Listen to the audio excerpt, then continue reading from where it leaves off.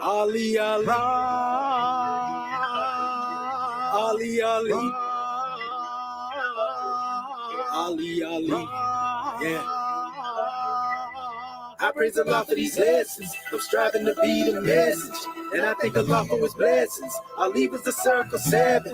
I praise Allah for these lessons. I'm striving to be the message, and I thank Allah for his blessings. Ali was the circle 7. I praise Allah for these lessons. I'm striving to be the message, and I thank Allah for his blessings. Ali was the circle 7. I praise Allah for these lessons. I'm striving to be the message, and I thank Allah for his blessings. Ali was the circle 7. I praise Allah for these lessons. I'm striving to be the message, and I thank Allah for his blessings. Ali was the circle 7. I praise Allah for these lessons. I'm striving to be the message, and I thank Allah for his blessings. Ali was the circle 7.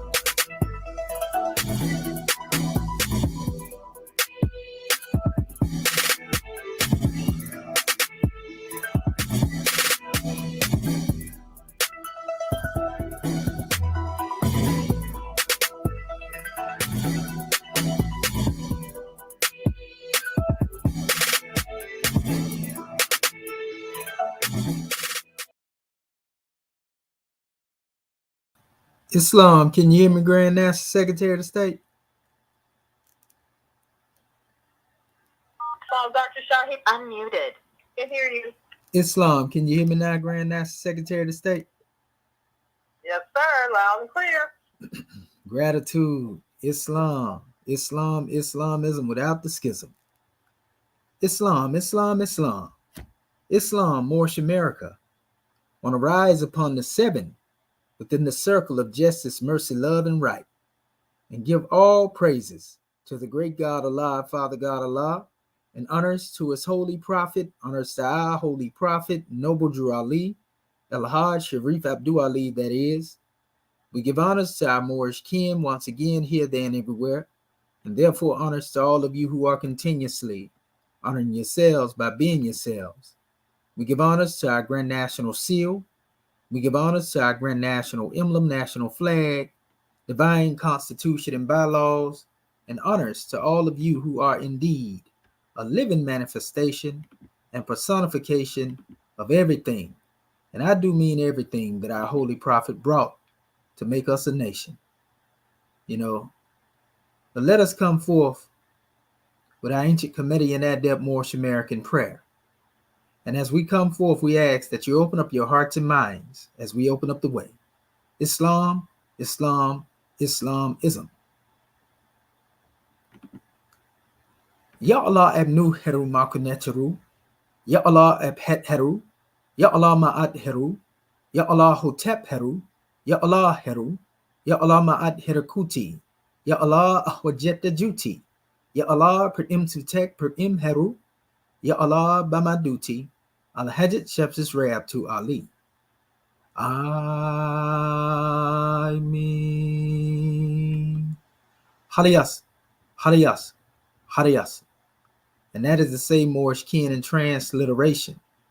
O Allah, the Father of the universe. O Allah, the Father of love. O Allah, the Spirit of truth. O Allah, the Spirit of peace. O Allah, the Spirit of freedom. O Allah, the Spirit of justice. O Allah, you are my protector. O Allah, you are my guide. O Allah, you are my salvation by night and by day. O Allah, through your holy prophet. O Allah, Drew Ali. Amen. Huliyasa, Huliyasa, Huliyasa. Islam, Moorish kin. And now we come forth before you with the divine constitution and bylaws of Moorishamerican. Salvation, our God, unity. The 7 supreme constitutional acts of law. Act 1. The Grand Sheik and the chairman of Moorish America are empowered to make law and enforce laws with the assistance of the Prophet and the Grand Body of Moorish America. The assistant Grand Sheik is to assist the Grand Sheik in all affairs, if he lives according to love, truth, peace, freedom, and justice, and it is known before the citizens of Moorish America. The bylaws, Act 2. All meetings are to be open and closed promptly, according to the Circle 7 and love, truth, peace, freedom, and justice. Friday is our holy day of rest, because on a Friday the first man was formed in flesh, and on a Friday the first man departed out of flesh and ascended unto his Father God Allah. For that cause, Friday is the holy day for all Muslims all over the world. Act 3. Love, truth, peace, freedom, and justice must be proclaimed and practiced by all citizens of Moorish America. No citizen is to put in danger or accuse falsely his brother or sister on any occasion at all that may harm his brother or sister, because Allah is love. Act 4. All citizens must preserve these holy and divine laws, and all citizens must obey the laws of the government, because by being a Moorish American, you are part and parcel of the government and must live the life accordingly. Act 5. No organization of Moorish America is to cause any confusion or to overthrow the laws and constitution of the said government, but to obey hereby. Act 6. With us, all citizens must proclaim their nationality, and we are teaching our people their nationality and their divine creed, that they may know that they are part and parcel of this said government, and know that they are not Negroes, colored folks, black people, or Ethiopians, because these names were given to slaves by slaveholders in 1779 and lasted until 1865 during the time of slavery.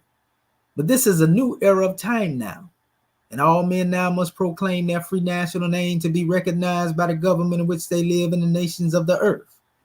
This is the reason why Allah, the great God of the universe, ordained noble Drew Ali, the prophet, to redeem his people from their sinful ways. The Moorish Americans are the descendants of the ancient Moabites, whom inhabited the northwestern and southwestern shores of Africa. Act 7. All citizens must promptly attend their meetings and become a part and a partial of all uplifting acts of Moorish America. Moorish Americans must pay their dues and keep in line with all necessities of Moorish America, and then you're entitled to the name of faithful. Husband, you must support your wife and children. Wife, you must obey your husband and take care of your children and look after the duties of your household. Sons and daughters must obey father and mother and be industrious and become a part of the uplifting of fallen humanity. All Moorish Americans must keep their hearts and minds pure with love and their bodies clean with water. This divine covenant is from your holy prophet, Noble Drew Ali, through the guidance of his Father God Allah. Prophet Noble Drew Ali, peace and blessings be upon him, founding father and framer of the divine constitution and bylaws of Moorish America.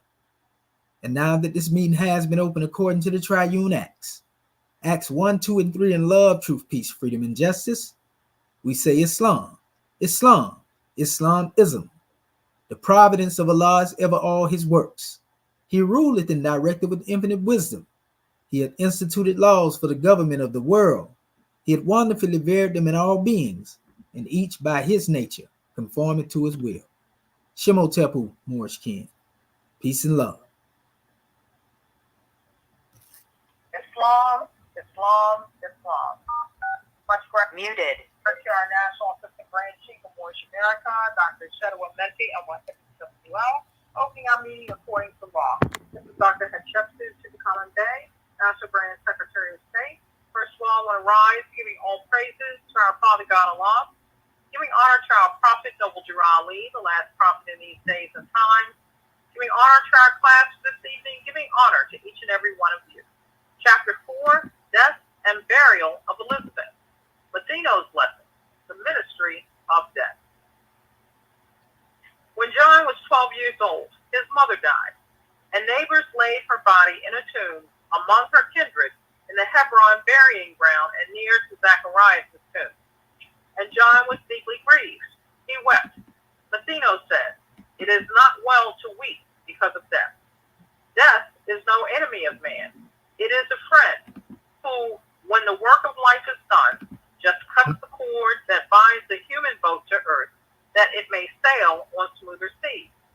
No language can describe a mother's work, and yours was tried and true. But she was not called hence until her tasks were done. The calls of death are always for the best, for we are solving problems there as well as here, and one is sure to find himself where he can solve his problems best. It is selfishness that makes one wish to call again to earth departed souls. Then let your mother rest in peace. Just let her noble life be strength and inspiration unto you. A crisis in your life has come, and you must have a clear conception of the work that you are called to do. The sages of the ages call you harbinger. The prophets look to you and say, he is Elijah, come again.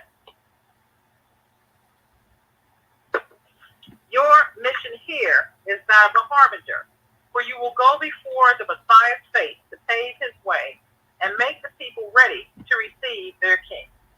This readiness is purity of heart. None but the pure in heart can recognize the king. To teach men to be pure in heart, you must yourself be pure in heart and word and deed. In infancy, the vow for you was made, and you became a Nazarite. The razor shall not touch your face or head, and you shall not taste wine or fiery drink. Men need a pattern for their lives. They love to follow, not to lead. The man who stands upon the corners of the path and points the way, but does not go, is just a pointer, and a block of wood can do the same. The teacher treads the way. On every span of ground, he leaves his footprints clearly cut, which all can see and be assured that he, their master, went that way. Men comprehend the inner life by what they see and do. They come to Allah through ceremonies and forms. And so, when they would make men know that sins are washed away by purity in life, a rite symbolic may be introduced. In water, wash the bodies of the people who would turn away from sin and strive for purity in life. This rite of cleansing is a preparation rite, and they who thus are cleansed comprise the temple of purity. And you shall say, you men of Israel, hear, reform and wash, become the sons of purity, and you shall be forgiven. This rite of cleansing and this temple are but symbolic of the soul, which does not come with outward show, but is the temple within. Now, you may never point the way and tell the multitudes to do what you have never done, but you must go before and show the way.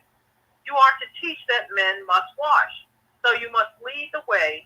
Your body must be washed, symbolic of the cleansing of the soul. John said, why need I wait? May I not go at once and wash? Matheno said, 'tis well. And they went down to the Jordan ford and east of Jericho, just where the host of Israel crossed when first they entered Canaan. They tarried for a time. Matheno taught the harbinger, and he explained to him the inner meaning of the cleansing rite, and how to wash himself, and how to wash the multitude. And in the river Jordan, John was washed. Then they returned unto the wilderness. Now in Engedi's hills, Matheno's work was done, and he and John went down to Egypt. They rested until they reached the temple of Saqqara in the valley of the Nile. For many years, Matheno was a master in this temple of the brotherhood. And when he told about the life of John and of his mission to the sons of men, the Hierophant with joy received the harbinger, and he was called the brother Nazarite. For 18 years, John lived and wrought within these temple gates, and here he conquered self, became a mastermind, and learned the duty of the harbinger. Islam, Islam, Islam. Today it is Saturday, July 6th, 2024. We want to welcome everyone to A Moorish Perspective, sponsored by our Moorish American government. Much gratitude and honor to our National Assistant Grand Chief of Moorish America, Dr. Pt.1 and Moorishscience, for opening our meeting according to law. Also to our National Brand Secretary of State, Dr. Hatshepsut Tutankhamun Bey, for taking registration and reading our subject chapter for the week. Our host instructor, our National Assistant Grand Sheik of Moorish America, Dr. Shedawa Menti and Mohedded Chefsuel. Subject matter, coming from Ayat 22 of our subject chapter for the week, this rite of cleansing and this temple are but symbolic of the soul, which does not come with outward show, but is the temple within. Now, Moorishscience, without further delay, we want to call to the floor our host instructor, our National Assistant Grand Sheik of Moorish America, Dr. Shedawa Menti and Mohedded Chefsuel. Paul? Unmuted. Islamism. Can you hear me, Grand National Secretary of the State? Yes, sir. Loud and clear. Gratitude. Islamism without the schism. Having already risen, we continue to rise in ascension and give all praises. To the great God Allah, we rise upon the seven, giving all praises. To the great God Allah, and honors to his holy prophet, honors to our holy prophet, Noble Drew Ali, Al-Hajj Sharif Abdul Ali, that is. We give honors to our Moorish kin once again, here, there, and everywhere, and therefore honors to all of you who are continuously honoring yourselves by being yourselves. We give honors to our Grand National Seal. We give honors to our Grand National Emblem, National Flag, Divine Constitution, and bylaws, and honors to all of you who are indeed a living manifestation and personification of everything. And I do mean everything that our Holy Prophet brought to make us a nation. I want to welcome you to another Moorish Perspectives. I am your host instructor, Dr. Shahid Imaniya Mohadi Shabazz El. And my ancient Kemetian high name being the same as Dr. Shedawa Menti El Mohedded Chefsuel. And we have a powerful drawing to bring on the manifest, tonight in our Moorish Perspectives. Want to give honors to everybody that has showed up. And we apologize to our family in our last class, as we had some technical difficulties, but we had them taken care of. Now praise be to Allah. And we want to encourage our family that's out here watching us right now to get the likes up. Make sure you share this video. And if you are looking at this for the first time, make sure you subscribe to what it is that we putting out here. This information is for everybody, regardless of whatever your school of thought is. This is not just for the Moors, because we don't demonstrate in a rigid way to where we are, trying to push religion on you. Our lessons deal with self-mastery, and everybody can partake, in the mastery of the self outside of indoctrination. So we got a grand drawing that we're going to bring on the manifest from, the Shanus effect, or the Circle 7, our prophet's instruction manual, teaching us how to go within the self, and we going to come from what we call the death and burial of Elizabeth. This is Matheno's Lessons, Part and Self, the Ministry of Death, Part 1. And it's going to be a grand drawing. The chapter in and of itself has a lot of keys in it for those who are willing to receive those keys, because the main drawing of this particular chapter, it goes into many different measures, as it had to do with the harbinger John, at the passing of his mother, and he was grieving, deeply. He was grieving. And the mastermind, Matheno, the Egyptianadept, said to him, it's not well to weep because of death. You see, most of us have been taught to weep, when it comes to dealing with death, and grieve, even to the extent to where it can actually bring us a lot of harm if we're not careful. So the harbinger was instructed by Matheno, the Egyptian adept. Death is no enemy of man. It is a friend who, when the work of life is done, just cuts the cord and binds the human boat to the earth, that it may sail on smoother seas. Now, we may be looking at this only in the context of John's mother going through her process of transition.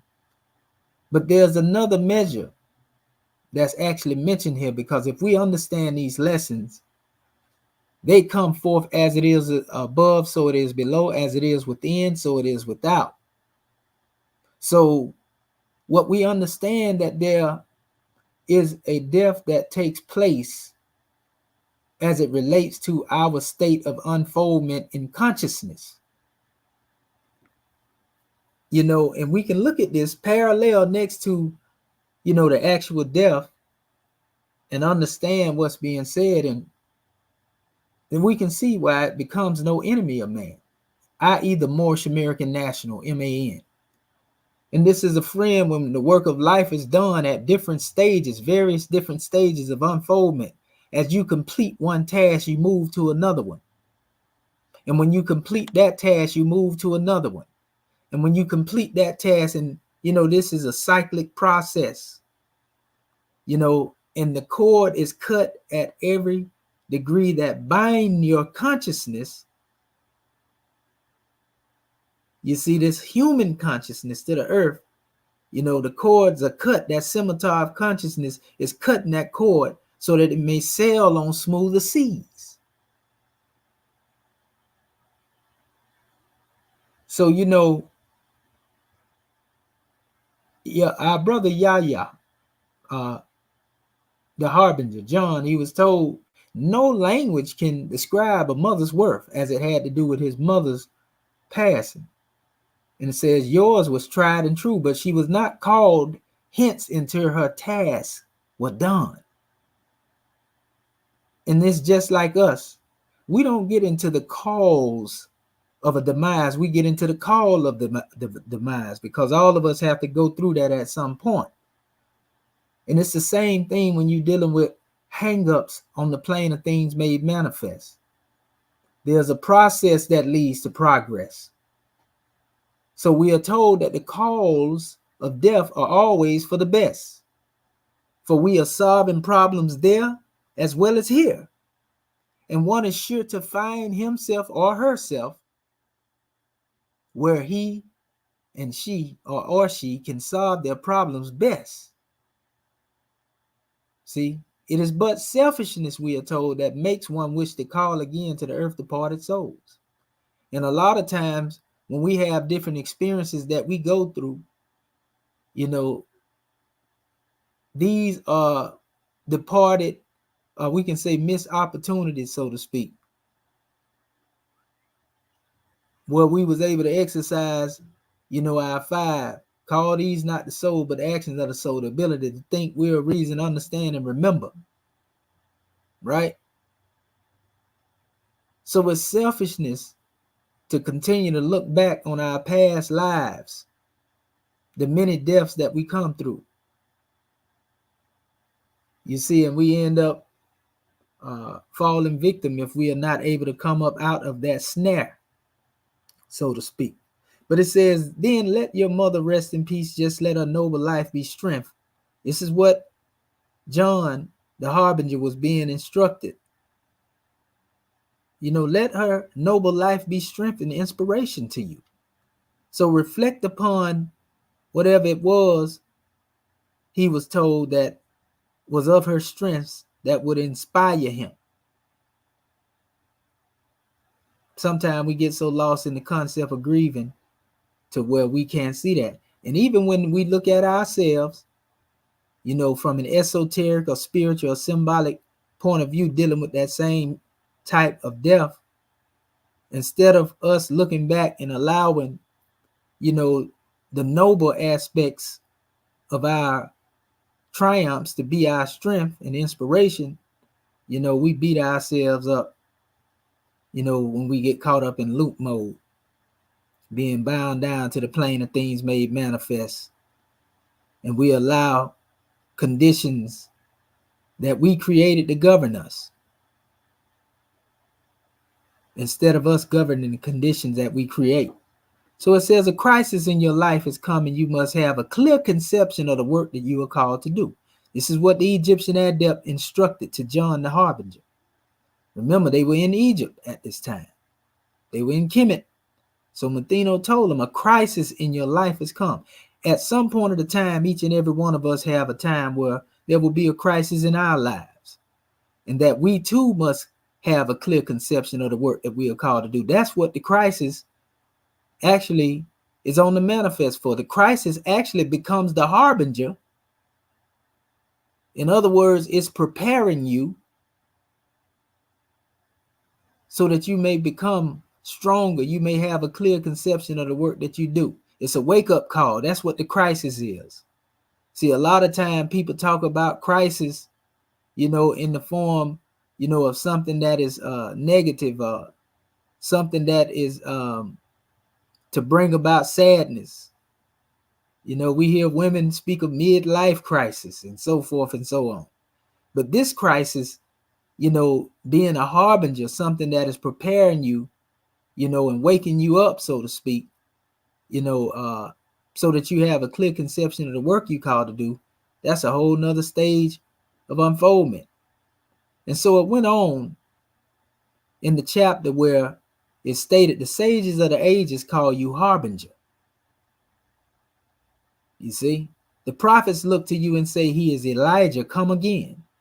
And we're familiar with this. If anybody knows, this actually goes into the concept of the wheel of Dharma, birth, death and rebirth, so to speak. The sages of the ages call you harbinger, a forerunner, one that is prepared in the way. The prophets look to you and say, he is Elijah, come again. So in other words, there was an expectation of one to come back, because either they had something to complete in relation to dealing with not being able to complete in their last cycle, or it could be your own choice in having the experience of wanting to come forth again, to demonstrate a greater degree of perfection. This is why it talked about Elijah being taken up in the Old Testament in the Piscean records, and then it said that in the New Testament or the Piscean records of the Bible, if you are willing to receive it, he is Elijah come again, when they were speaking of John the Baptist. This is referred to as the concept of reincarnation. You see, if you are willing to receive it, he is it. Because everybody not willing to receive, that one can come back, to complete a work, or that one can do that work from the plane of soul and utilize a host of its choice to complete that work through. This is why we often say that Prophet Noble Drew Ali is still working from the plane of soul, that he is not dead. You see? He's still working from the plane of soul, and this grand body is the host through which he works. These 7 postulates. Act 1 that consists of everybody, all of us. We are the host through which our holy prophet is working through. So this is the true concept in the workings of what we call an apparatus. And there are mechanics that causes the apparatus to operate. And we're going to get into those mechanics in a few minutes. But we want to make it plain. Every crisis that we have come through has been a harbinger that has prepared us. Because we talk about the age of preparation and the age, of preparation of the soul and the age of fulfillment, so to speak. And so we want to get you to be able to see that we're in the age of fulfillment. And in that age of fulfillment, this is also understood to be an age of information. Information. So it says your mission here is that of a harbinger. For you will go before the Messiah's face to pave his way and make the people ready to receive their king. Now we often see this as John preparing the way for Yehoshua, i.e. one that is known as Jesus, Yisa, Issa, whichever name you want to use if you're familiar with it, This is a droid. But what about that crisis that has to do with yourself being a harbinger that prepares the way for you being able to embrace your God state? You see? Because this is the concept of what we call Mashiach, a Messiah. And that word Messiah actually has a Kemetic root to it, because it goes back to the Messiah Aya, Mesuaya. You see? And you know who the Mesu is, the Mesurah. So that's a whole another measure. But so within you at a certain stage, after you have come through degrees of preparation, knowing that you were chosen for a destiny that was greater than yourself, you realize that your mission and your purpose, makes room for you. Your gifts of the understanding makes room for you. And so your mission, as that of one that has been prepared by the crisis that you come through. And this has to do with what we call the death, the many deaths that we live on the plane of things made manifest. Even though we have not physically died, there are many deaths that must take place in order for us to unfold through our consciousness. And this is how death becomes a friend to you. But then you go before the Messiah's face, the most highest face, the essence, your being. You had to be prepared to come into your God consciousness is what we're talking about. Yeah, we understand that John was burying his mother, but you too must bury the old you in order to become the new you. You see, this is what we're talking about. This teaching was first taught in ancient Kemet. Asa was the first resurrected, entity, so to speak. So this didn't just start with the Piscean records. This was demonstrated in Kemet. So resurrection becomes an expression of what we call the perfection of a man. If we understand that we are burying the old us and unfolding into the new us. This is a new era in time now, right? So it says this readiness is purity of heart, and none but the pure in heart can recognize the king. So this is why Prophet Noble Drew Ali told us that we must keep our hearts and minds pure with love. You see, this is the purity. So readiness is purity of heart. And none but the pure in heart can recognize the king. If you're not pure in heart, you can't recognize your higher self. That's the king in you, brothers. If you're not pure in heart, you can't recognize the queen in you, sisters. You see?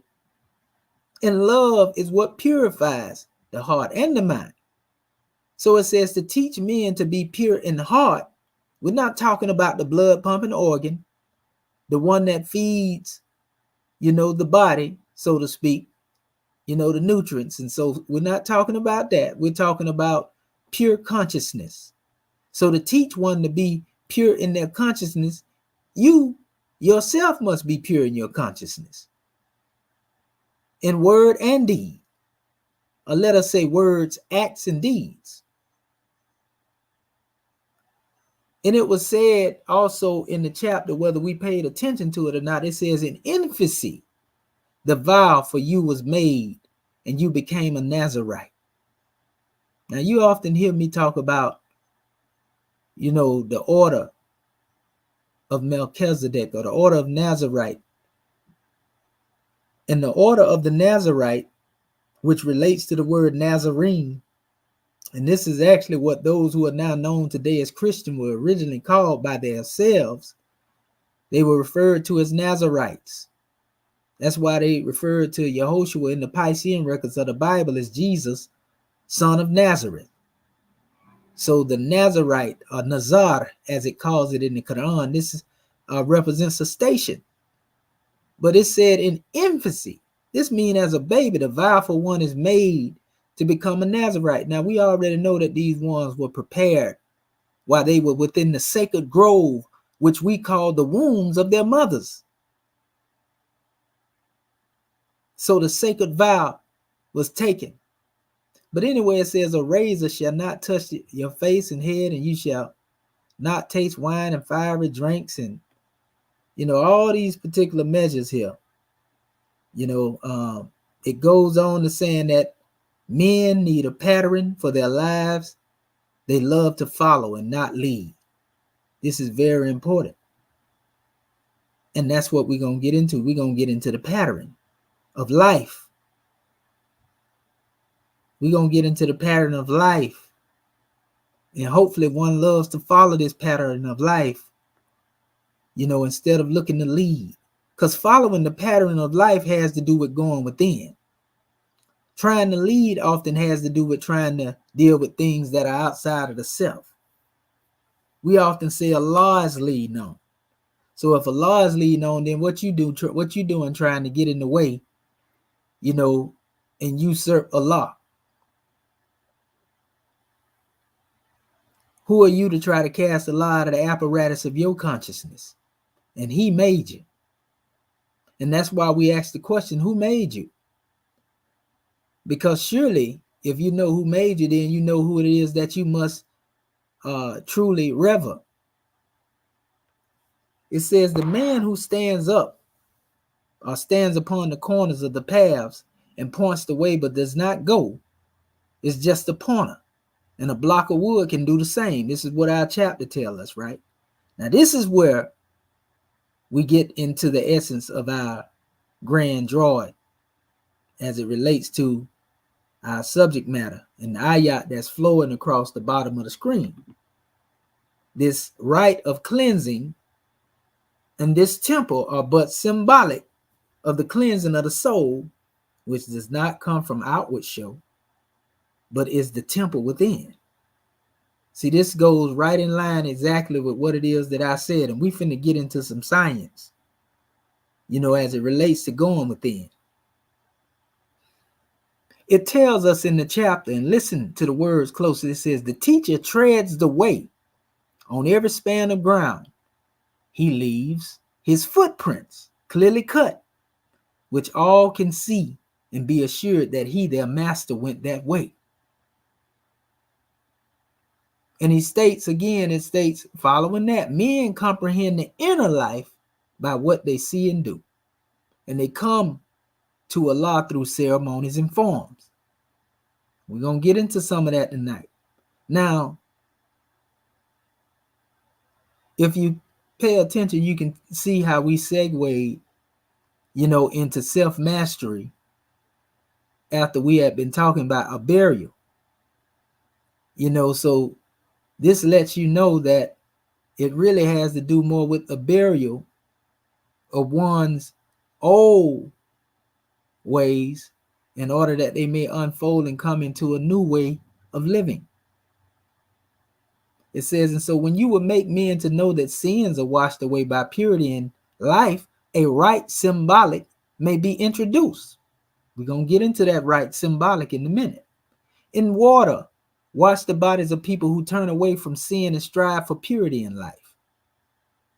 See, this is where the prophet said, after he said, keep your hearts and mind pure with love, you know, and your bodies clean with water. Water is synonymous with knowledge.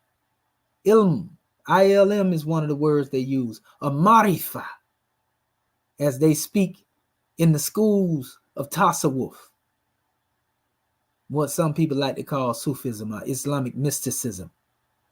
This rite of cleansing is a preparation rite, and they who thus are cleansed comprise the temple of purity. So we have people that have been talking about, you know, the moorishscience temple, moorishscience temple. The prophet established the moorishscience temple. Yes, he did establish a lawfully chartered organization. But when we get into the aspect of what really is being expressed when we say Moorish, this means that you are more God than you are mere men, brothers. You are more God than you are mere women, sisters. Moorish. You see? The science is a living manifestation. A power that exerts itself for the individual at the will of the user. Moorish science.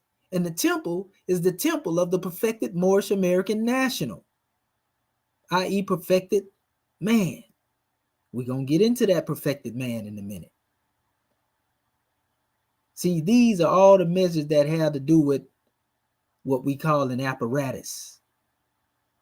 And there are mechanics, again, that cause the apparatus to operate. So it goes on, it says, and you shall, well, it says this cleansing rite is a preparation rite, and those who are cleansed comprise the temple of purity. And you shall say, you men of Israel, hear, reform, and wash and become sons of purity, and you shall be forgiven. And then it states, this rite of cleansing and this temple are but symbolic of the cleansing of the soul, which does not come from outward show, but is the temple within. See, that's the grand drawing right there. This is the ayat we're dealing with. This rite of cleansing and this temple is not a physical temple.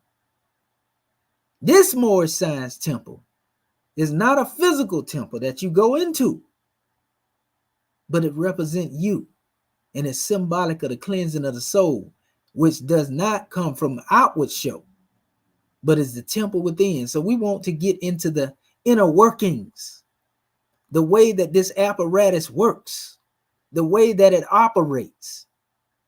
That's what we want to get into.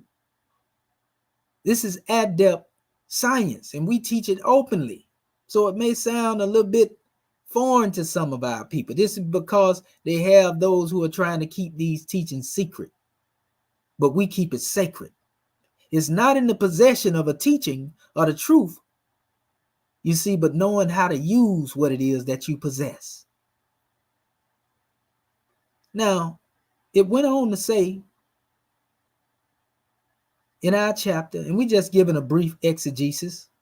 Now, you may never point the way and tell the multitudes to do what you have never done, but you must go before and show the way. See, you got to be a living manifestation of what you demonstrate. You are to teach that men must wash. This is what the Egyptian adept is instructing the harbinger to do. And the harbinger represents a station, remember. So you must lead the way, and your body must be washed, symbolic of the cleansing of the soul. So that's what these waters of knowledge, represent, the ability to cleanse the soul. So John said, being a student adept, he said, well, why need I wait? May I not go at once and wash? Let's do it. I'm ready to cleanse myself. I'm ready. And the Egyptian adept Matheno said to him, "It's well. All is well." And then they went down to the Jordan ford east of Jericho. And for those who know, to go down to the Jordan ford east of Jericho, in other words, we know Jericho represents a place of confusion. So to go east of Jericho, this is the go away from the confusion, into the true self, because true east is within. So just what a host of Israel crossed when they first entered Canaan. See, there's a lot of esoteric meaning in regards to dealing with the concept of the children of Israel, crossing over. Because we already know even the term Hebrew means to cross over from a human state of consciousness to a God state of consciousness, from unrighteousness into righteousness. Well, all of this is a part of the process of the end result of what the cleansing rite is supposed to bring about. So anyway, they tarried for a time, and we told Matheno taught the harbinger, explained to him the inner meaning of the cleansing rite and how to wash himself and to wash the multitude. And in the river Jordan, John was washed and they returned to the wilderness. Now in Genesis Hills, Matheno's work was done and John went down to Egypt. And they rested not until they reached the temple of Saqqara in the valley of the Nile. See, a lot of people don't know Saqqara, on an esoteric level goes into the concept of understanding the 7 degrees of the chakra.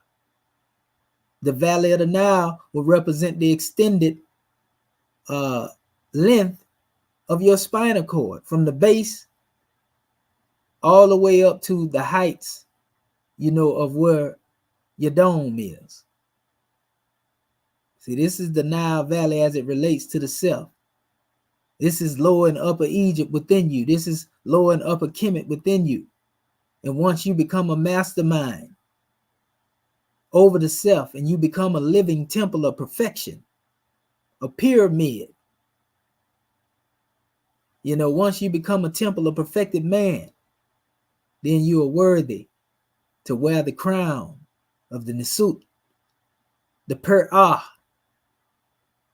You see, some people say Pharaoh or whatever the case may be, the Ramesu, as a seed of divinity.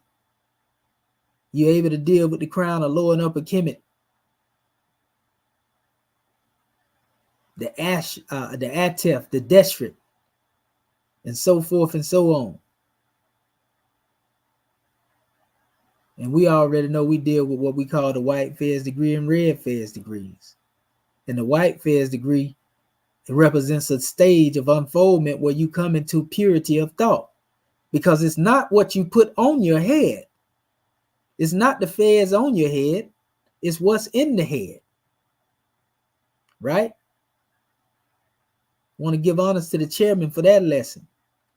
So it says, for many years, Matheno, the Egyptianadept, was a master in his temple of brotherhood.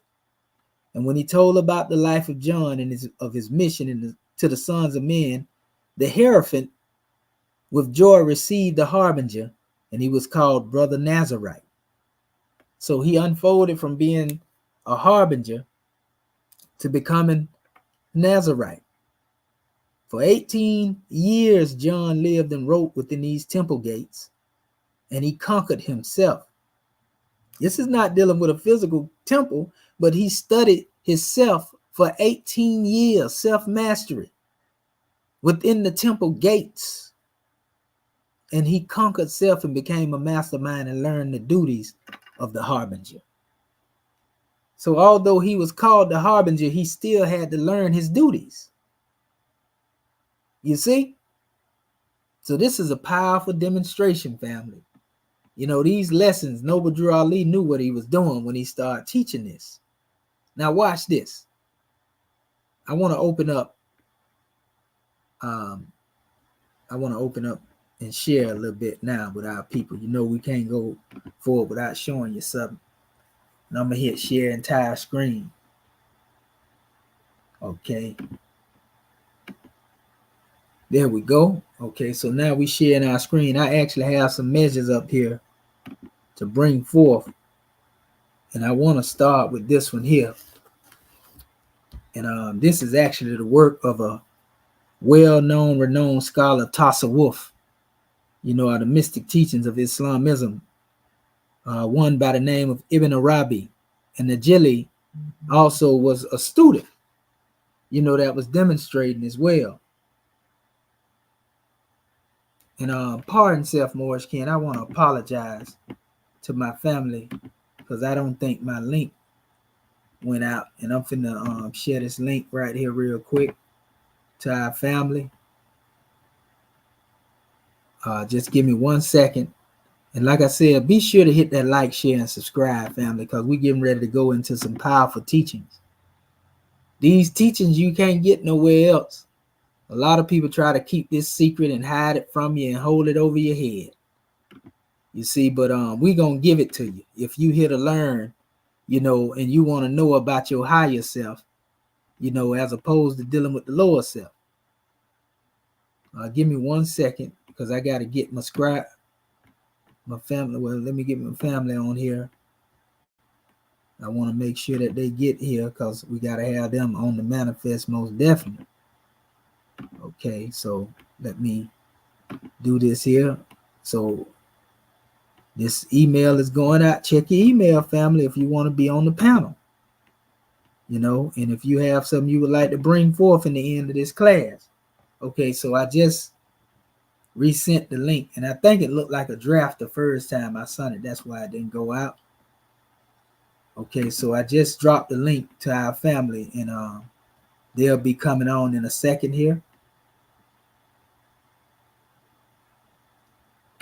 And we'll be getting our scribes and those who are also the executive rulers to come on up in here as they normally are. And in the meantime, in between time, while we waiting, we're gonna open up. Okay, there go one. That's our Grand National Secretary of the State, and we'll keep an eye on the box and make sure, and we'll see if our other family is there as we move back and forth periodically. So, what we going at right now? Like I say, we're gonna go into the inner workings, of some of the processes that we can demonstrate in order to come into self-mastery. So this is going to be a grand drawing. We just getting started. We was just laying the foundation a few minutes ago. So everything that's coming behind that is definitely going to be greatness. So let me do this here. I'm going to share the screen again. And I'm going to share the entire screen.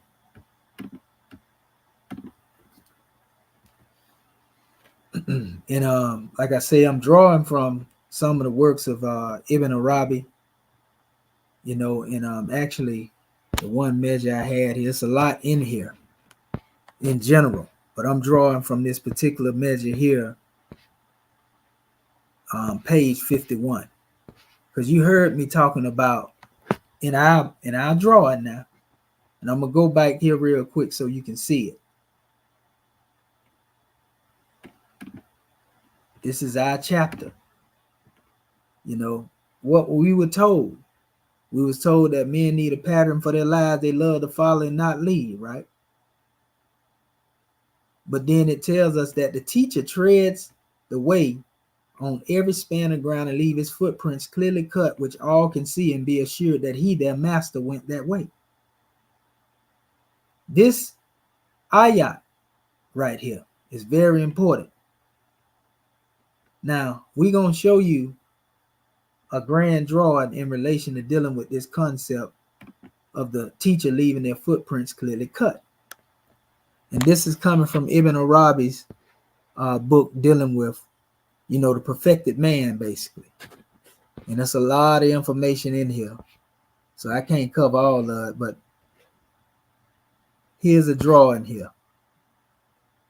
And it states right here, according to Ibn Arabi, it says, the station of his Lord, which the Prophet Muhammad had witnessed, cannot be witnessed by his ears, al-Waraf, except from behind his mantle, right?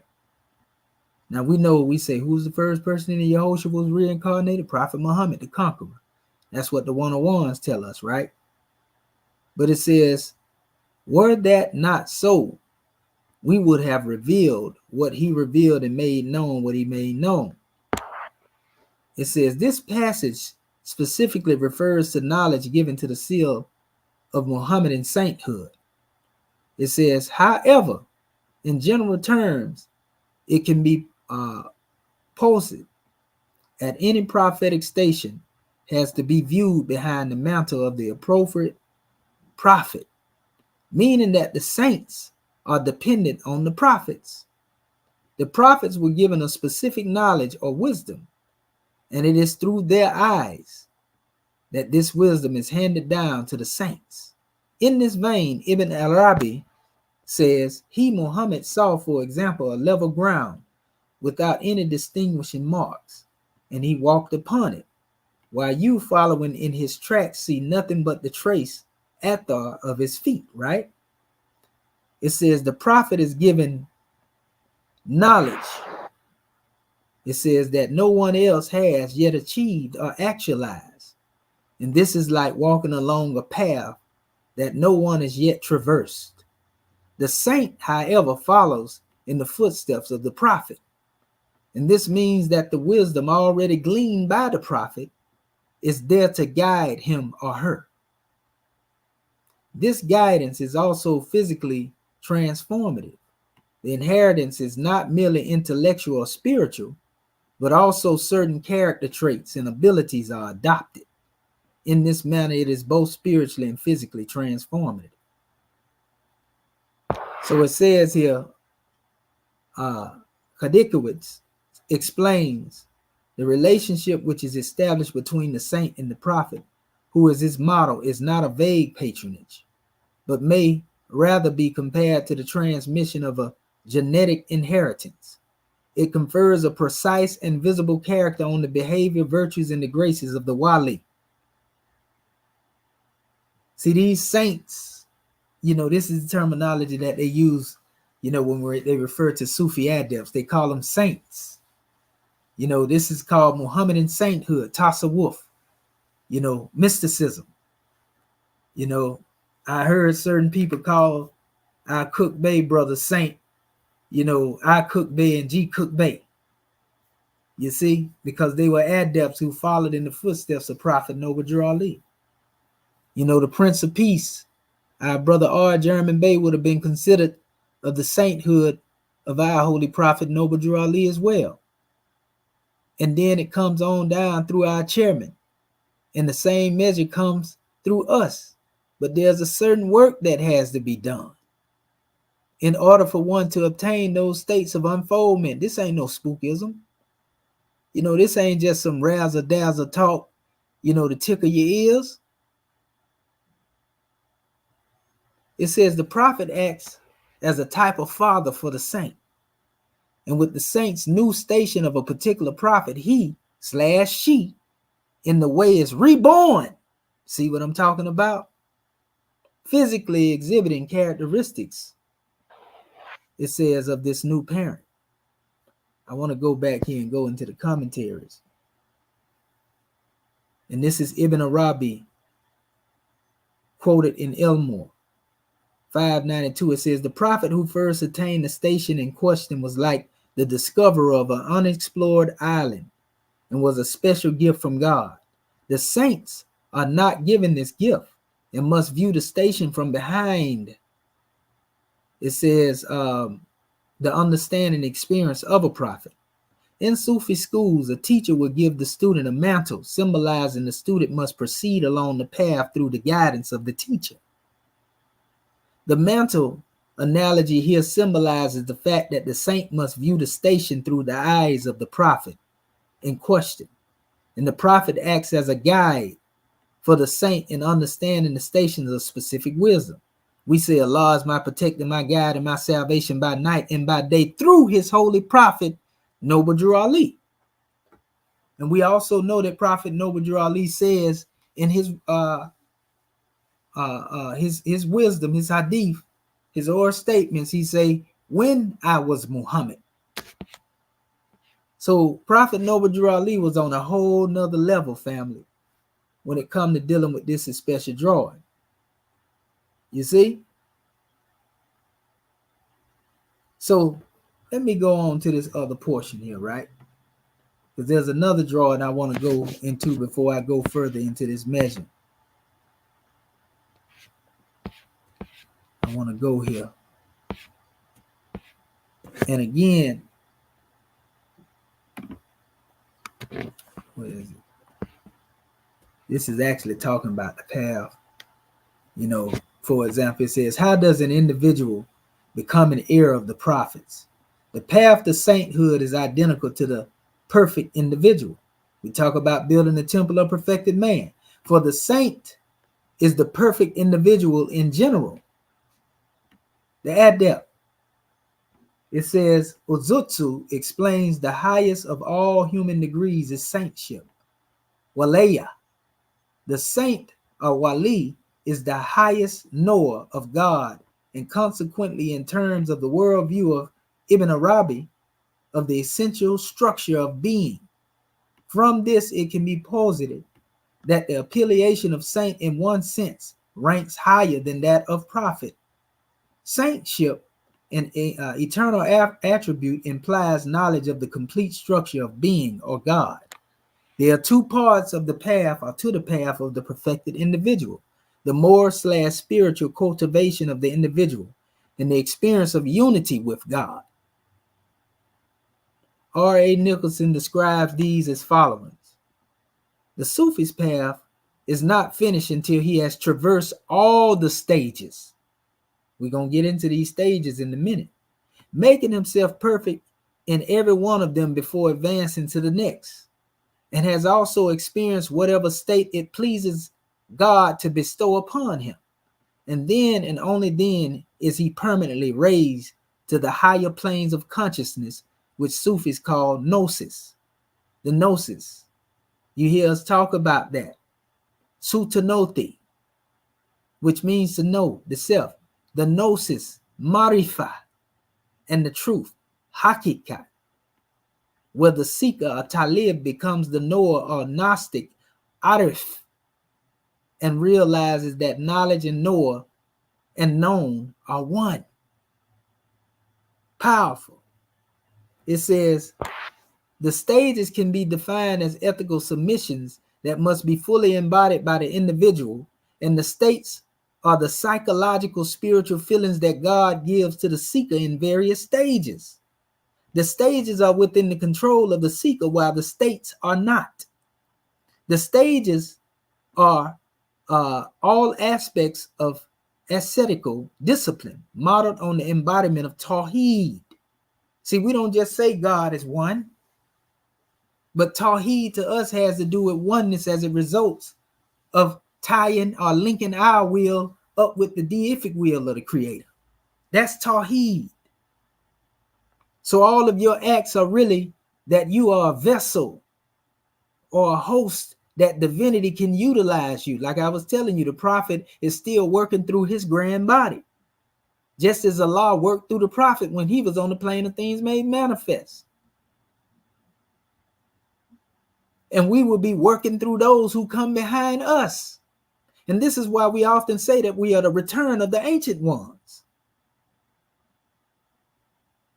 After these stages have been traversed, the seeker becomes the knower, which means that the individual realizes his or her essential affinity with God. Knowledge means know, know means to apply. It's one thing to know and another thing to be what you know. It says he or she reaches a state of fana. That's actually called annihilation. In other words, where you transcend this body, you in the world, but you're not of the world.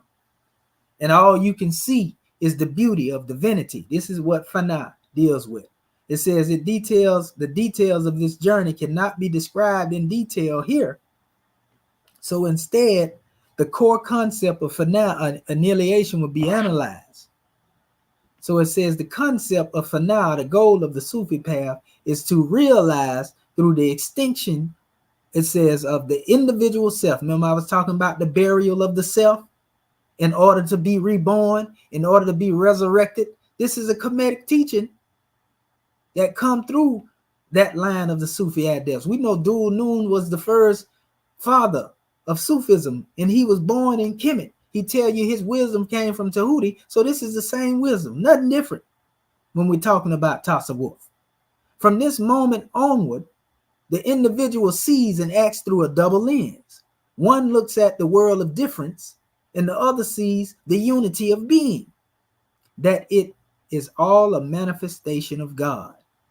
It is the complete negation of all selfhood. So you bury that self that deal with the lower self. You see, it's complete negation of all of that within the individual.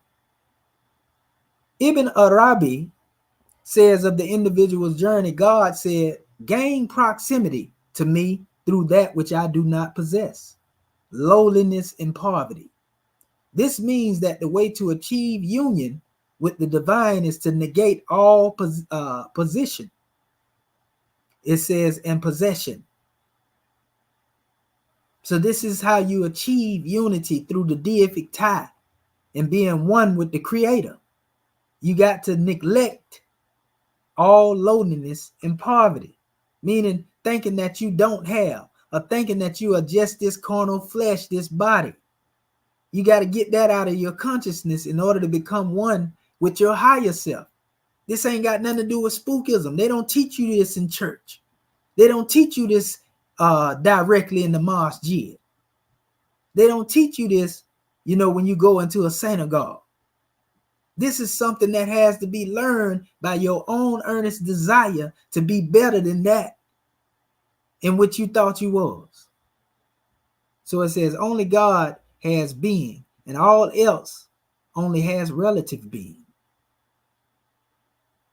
So this body, once you realize it really don't exist, this is the Matrix. You seen the movie The Matrix. You get caught up in this demonstration here. You think this is all it is. But in order for you to really open up the gateway to your blessings, the gateway to being able to manifest things, you have to come out of the prison of this body. And that's called a rebirth. That's a process, though. It's easier said than done. But it says all else has relative being, and therefore the individual must actualize this lack within him or / herself, becoming low and impoverished. HIeratic describes this. Hence, the spiritual journey involved discarding the specifically human limitations that are called not he. It says with the ultimate aim of identifying totally with the specifically divine self-disclosures that are called he. The only way to become a vessel for the self-disclosure of God is to become empty of all the qualities that cannot be associated with God, except for those of lowliness and poverty.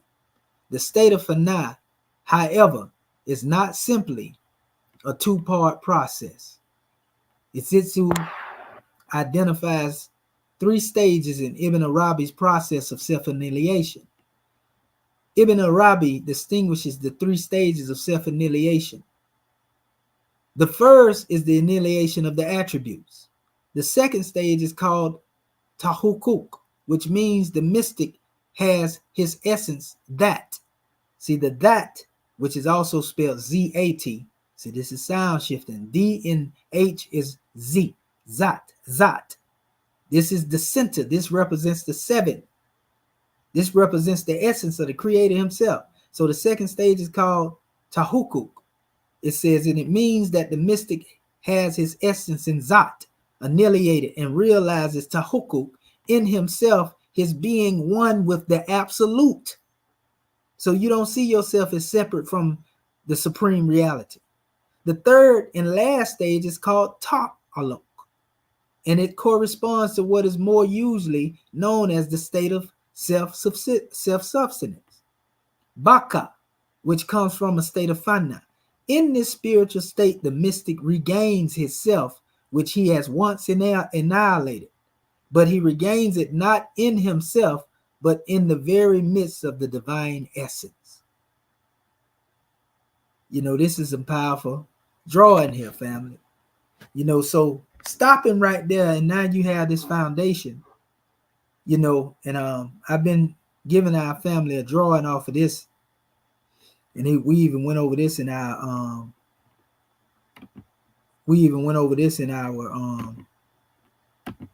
consortium today, as it relates to the science of our adept symbol. And in this particular science, this is the path of annihilation. It represents everything we represent. We talked about, how we come through various different stages of the law. And if we understand it, we can see how they are synonymous with the quadratic circle that we have here. As men in their natural state are governed by natural law, which is often understood. Some people call it Sharia. The Quran mentions it. Outside of what you hear them talking about, trying to indoctrinate you, Quran itself, has laws that govern the physical. Yes, it does. Ye men. But it also has laws that take man beyond being just a mere man to where he is governed under the laws of sainthood or the laws of the angel. Ye angels, and that's tariqat. These are the different orders of knowledge that have been given to us. And there are many different tarikots that are out there that one can draw wisdom from if you want to deal with self-mastery. They ain't got to do nothing with going in no building or becoming part of a particular order per se, even though some people do that. It really has to do with going within the self and understanding the divine order of your essence. So as one unfolds, you come into the degree of, being cherubim, where you become the truth after having come through those different teachings, hakikat, hakukat, as they were speaking of earlier, and then you unfold into, marifat, which again has to do with being in the proximity of Allah. This is the seraphim degree. So each one of these forms of law correspond with what Noble Drew Ali expressed in our Moorish Holy Quran. Hear now, ye cherubim, ye seraphim, ye angels, and ye men, governed by the physical law. Those who are governed by, the what we call the mystic law here. And then you come into, again, just being the truth. This is where you are now strong enough to stand in defense. That's what cherubims become, protectors. These are all degrees are unfolding through sainthood, because it is the men and the women who become the swift angel. You see? It is the men and the women who embody these principles. Cherubim represents protection. That's automatically a manifestation of scimitar, consciousness. The seraphim represents the spirit of Almighty God Allah. That's automatically a representation of the star. So we refer to this as spirit clothed with soul made in the form of Allah, i.e. the temple of perfected man. You see? So you move from, just being merely an angel to a swift angel. And the race is not merely to the swift, but to those who endure to the end. Honest to the tribe of endurance, right here in this Moorish American government. So when you come to the 7th adept degree, this all has to do with the unfoldment of man himself, which is known as Al-Insani Kamil, and that's the name of the book that Ibn Arabi dealt with. But insan is a word that's used in the Grand Quran to refer to man outside of Adam. And insan, Al-Insan, represents the perfected man, i.e. the temple of perfected man. You see? And so these are different various stages that one comes through. In order to come through this journey, we come from the realm of the Zat, being in close proximity. Remember, it was spelled D-H-A-T a few minutes ago, but Zat here. And one manifests through the realm of Hahut, which is third heaven, is equivalent to our third heaven, Hahut. I'm going to go into some of these in a second. Jabarut, Lahut, Malakut, Nasut, and then man is manifested. So man must go back into the realm. And if you notice here, we can either count 1, 2, 3, 4, 5, and consider these two because it's really one word, 6 and 7. And that's the adept degree, coming into oneness of the creator. Or we can look at it as man is himself, and then the path being here, and then these two split, high and hood. Still the same thing, and you got 7. So there are paths of self-mastery. This ain't just something that look good. These are actual paths. And that's what I want to touch on briefly, real quick. And then we're going to go further into this. Here it is right here. The worlds of God. And it tells you exactly the functions of each one of these stages within the self. This is the worlds of God. The creation is essentially a theophany. Tajalli, as such, creation is an act of divine imaginative power. This divine creative imagination is essentially a theophanic self-imagination. So here it is speaking of Hahut, as I showed you in the picture. Hahut. And you can see this is this portion here, right? And it goes on, it says the first non-tajila, the first hydra, the absolute in its absoluteness. The plane of the essence, the dot. Remember I was speaking of that, and I was telling you it was spelled different, with the Z instead of that. You see, so there's a connection between this. This is a triune expression here. There's some connection, even though one represents a particular measure and the other represents another thing. So the plane of the essence, it says the world of the absolute non-manifestation, al-Ghaib al-Mutlaq, or the mystery of the mysteries. So when we talk about the chemistry of man, the ministry, and then we talk about the mystery of the deific will, this is what we're talking about, the mystery, Hahut, being at the Zat, or the essence. We can only unfold in this and cross the borderland at will when we become masters, of this body and transcended the body. And then we can cross the borderland at will. That's adept science. So then it says Tajali, the second Hajra, or the absolute manifesting itself as God, the plane of the attributes and the names in the presence of divinity, the Huliya. And so we see, and sometimes they say Allahut, the Uliya, Ulhiya. This is where, the attributes become the expression or the presence of the Creator. This is where we go into chapter 1 and we talk about, again, the true sensations of life, the potencies that are in the seed. We have the ability to unfold and be the gods that we are because we are the thoughts of God. Every thought of the great God Allah is an extension of himself. That's what we are being told here. Lahut. This also corresponds with the root word lah that goes all the way back to the Kemetic teaching. And you can see it being expressed right here. Lahut. Coming from the love, you see? So again, in the next stage, then you have what is called the haq, or the absolute. And this third Hajra is the absolute manifesting of itself as Lord. The plane of action, the presence of lordship, Arubabiyah. So we are told that we are lords of the plane of soul, right? In order to be a lord of the plane of soul, you got to be a protector. So this is why in the Haq realm, the cherubim, is same thing corresponding with the Jabrut. The Lahut corresponds with seraphim. Same science, just different expression. Our prophet knew exactly what he was doing when he brought us what he brought us. So it says the fourth Hajra, or the absolute manifestation or manifesting of the self, right? A manifestation is manifesting itself as a half spiritual and half material things. We say man is truth and falsehood strangely mixed, right? But it says the plane of images, the mental, the imagination, the khayal in pure mystical sense. So you're in between the worlds. And then comes Malakut. This is Malakut. Malakut is also mentioned in the tree of life, if you understand and you heard anything about that.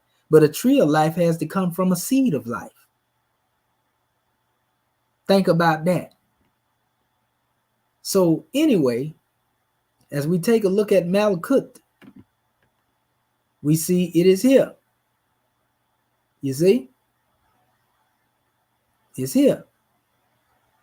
And then we go into the other measure, and it's actually the drawing where it speaks of the Nasut. The fifth Hajra, the absolute manifesting itself as the sensible world, the plane of the senses and sensible experience, Mushahada. Right? This is the plane of things in the physical and what you can see and deal with, what's tangible to you. And that's right here, Nasut. So all of these represent different measures. You see, as one went from Lahut, where one came from the Zat, Hahut, Jabrut, Nasut, and Malkut, and this is the manifestation of Al-Insan, the perfected man. Each one of these functions represent an inner working. And this has to do with the building of a temple, not outside of man, but a temple within man. You see?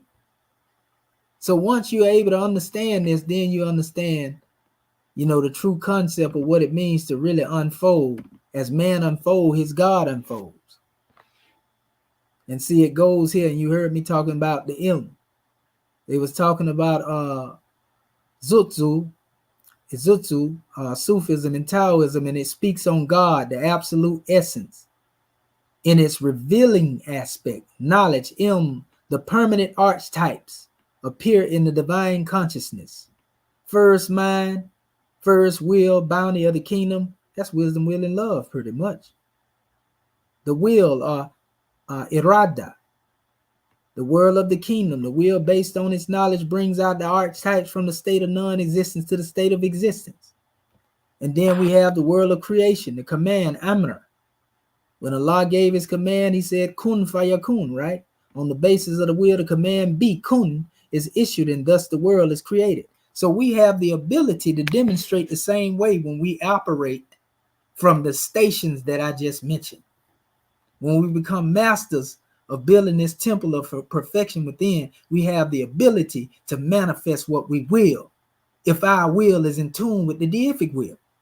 When you look at electricity and there's a conduit running through the wire, that causes the electricity to travel from one distance to another, or direction or location to another. What you think gonna happen when you link your will up with the deific will of the great God Allah? Then whatever it is that you will automatically be in accordance with his will, and you can manifest what you will. You see what I'm saying? But that's a process, and many of us go through life. Some of our people pass, form, and drop the guard and never experience that. There's a lot more in this particular area here that goes into the breakdown on these stages, but I don't want to spend a lot of time in one spot. There are breakdowns in all areas that deal with this thing. So you can go look this up. Hazrat Aniyat Khan, who was around the time of the prophet being here, was on the manifest. He also gives a breakdown on these things for those who are familiar with his teachings, universal Sufism. If you ever seen the heart with the wings, and the crescent and the star in it, the inverted crescent and star, that was a symbol created by him, and he would tell you that the star represented man himself. So a lot of teachings that are there, is here. And so I won't go into this particular area right now. I want to touch on some more measures, so I want to have this thing fully complete. So we were talking about marifa, as you come through the truths, and I was showing it to our people in the banner that we created. And marifat represents closeness or nearness to the great God. This is again the degree of what we call in our chapter 1, spirit clothed with soul. The spirit of the Almighty God Allah, and also referred to spirit clothed with soul made in the form of Allah. Marifat represents closeness and nearness to the Creator, being one with the Creator. You see?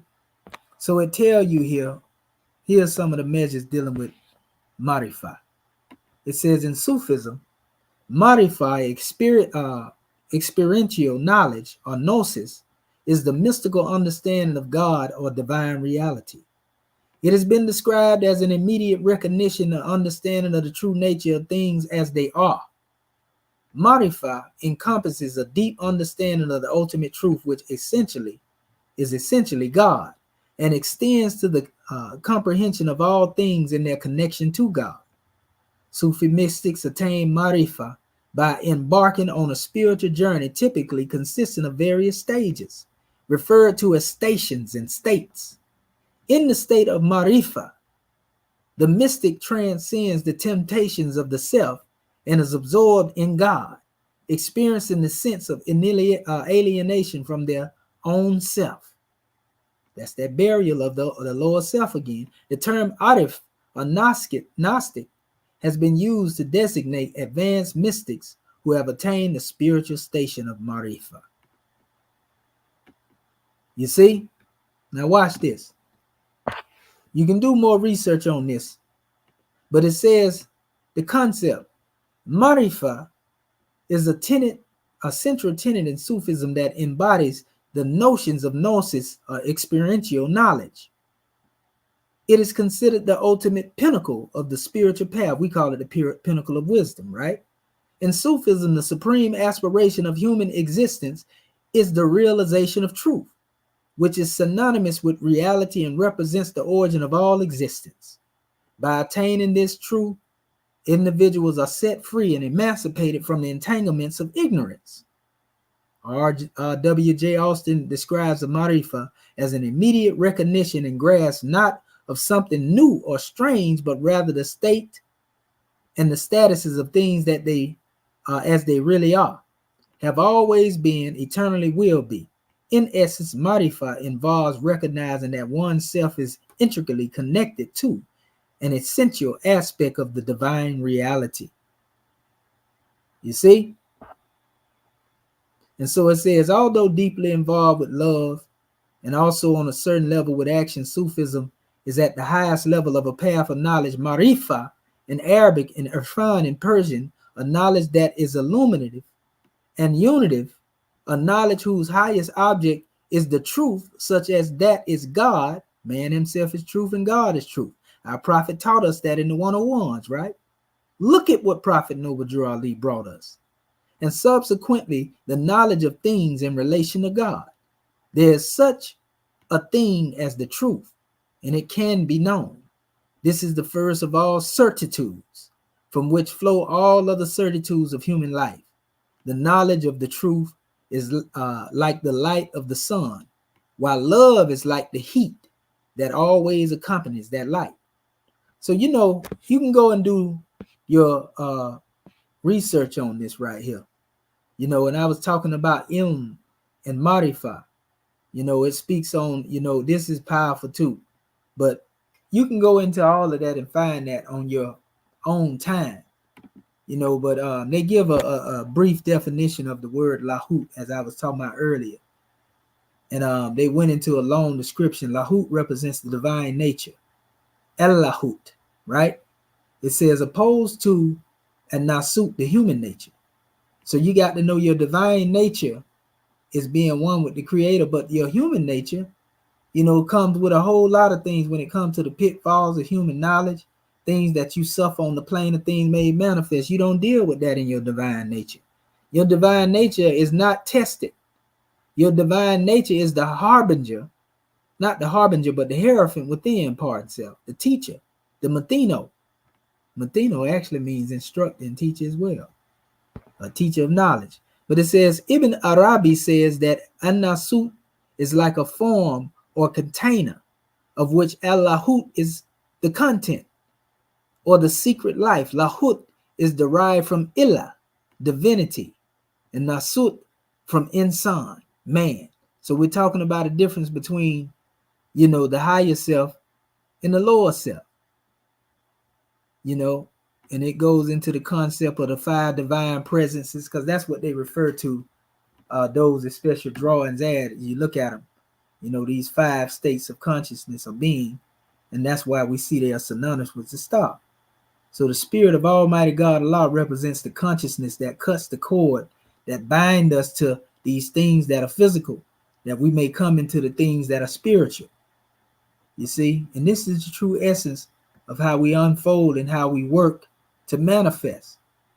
Now I have another measure that I'm gonna bring forth here, and we'll go into it in our next session. And this is in my website for those who have not been to it. It's called Matheno's Archives.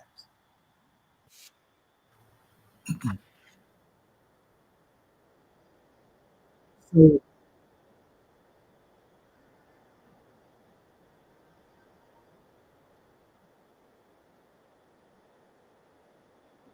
in this particular drawing here,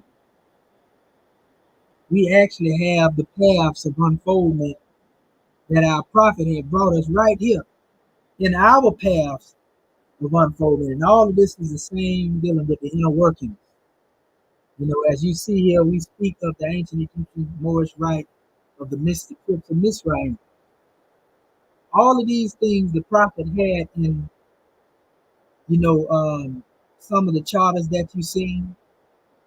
And once you see them as a collective, you understand that these are states of consciousness. You see the eye of Allah's providence watching over us. You see what I'm saying? You see his salvation. You see, as a representation of what Prophet Noble Drew Ali brought us with. Salvation, Allah, and you see the circle 7, unity. These are powerful measures, right? We see the hand clasp that represents what we call meeting of minds. So all of this is dealing with consciousness. In order for us to have salvation out of God and unity, we have to be united in thought. That means that we have to be vibrating off of the same level of dealing with what we call the same love thought, the deific type, and that is the wisdom that is housed by our faith. You see? So the prophet even gave us concepts of the lion lying down with the lamb, which is a symbol of rulers and government being in union with the people. We haven't seen that in the United States yet. You see? Then we have, the schools of learning that one was able to go through. Our prophet went through the journey, he went through Kenya. He came out between the paws of the snakes. You see, he went on that journey well saddled and equipped on his back true beast, that camel of endurance, as he moved through the land and he manifested here in the West and brought us the same wisdom, family. This is Prophet Noble Drew Ali, our holy prophet. You see? And so, if you get a chance, go to our website and you will see what we call the sacred groves of the order of Methuselah, which is the 42 paths of Moorish wisdom. And you will see how this apparatus of self works. This is the seed of life that has unfolded and manifested as our Moorish tree of life. You see, and it shows how we, are working. We are instruments of divinity that are working, meaning Act 1, the citizens, all of us are working at the behest of our holy prophet, who was under the guidance of the great God Allah. That's why we have our chairman, he has a manifestation of bringing us into this plane of existence that we call government. And we was on the plane thinking everything was a religious corporation, but it all came from the holy prophet on high. Then we have our grand sheik, as he represents, what he brought forth, and that's a 3-step ladder. The grand sheik and the chairman are empowered to make law and enforce laws with the assistance of the prophet and the grand body of moorishamerican with the assistance of the prophet. That's the concept of the 3-step ladder, moving us from belief, faith, into fruition. I'm showing you the workings now, the apparatus. That's what we're talking about. You see? And then you have your assistant grand sheik, driving home that truth, the hammer, a repetition, pounding it in, making a part of every part. We had the national secretary of the state of Moorishamerican, grand national secretary, represent that plumbing, always plumbing the line, keeping that meiotic balance on the manifest. You see? And then when we deal with, our national grand mufti, that's the one that's well in the scimitar, standing in the fence.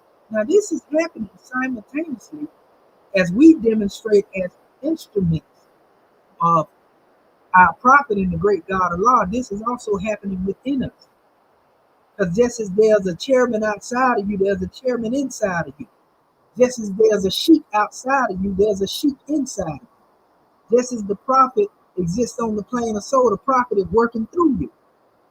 Just as there's a national secretary of moorishamerican outside of you, there's one within you. See, this is how we build a temple of perfection. So it comes all the way down to the system grand mufti as a representation of the square.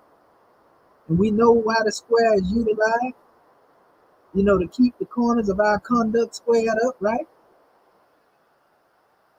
And the silent brotherhood of swift angels represent all the citizens And those who have reached that degree of unfoldment, who know how to utilize that compass, which is basically used to keep our passions and desires within the bounds of righteousness. That's the inner work.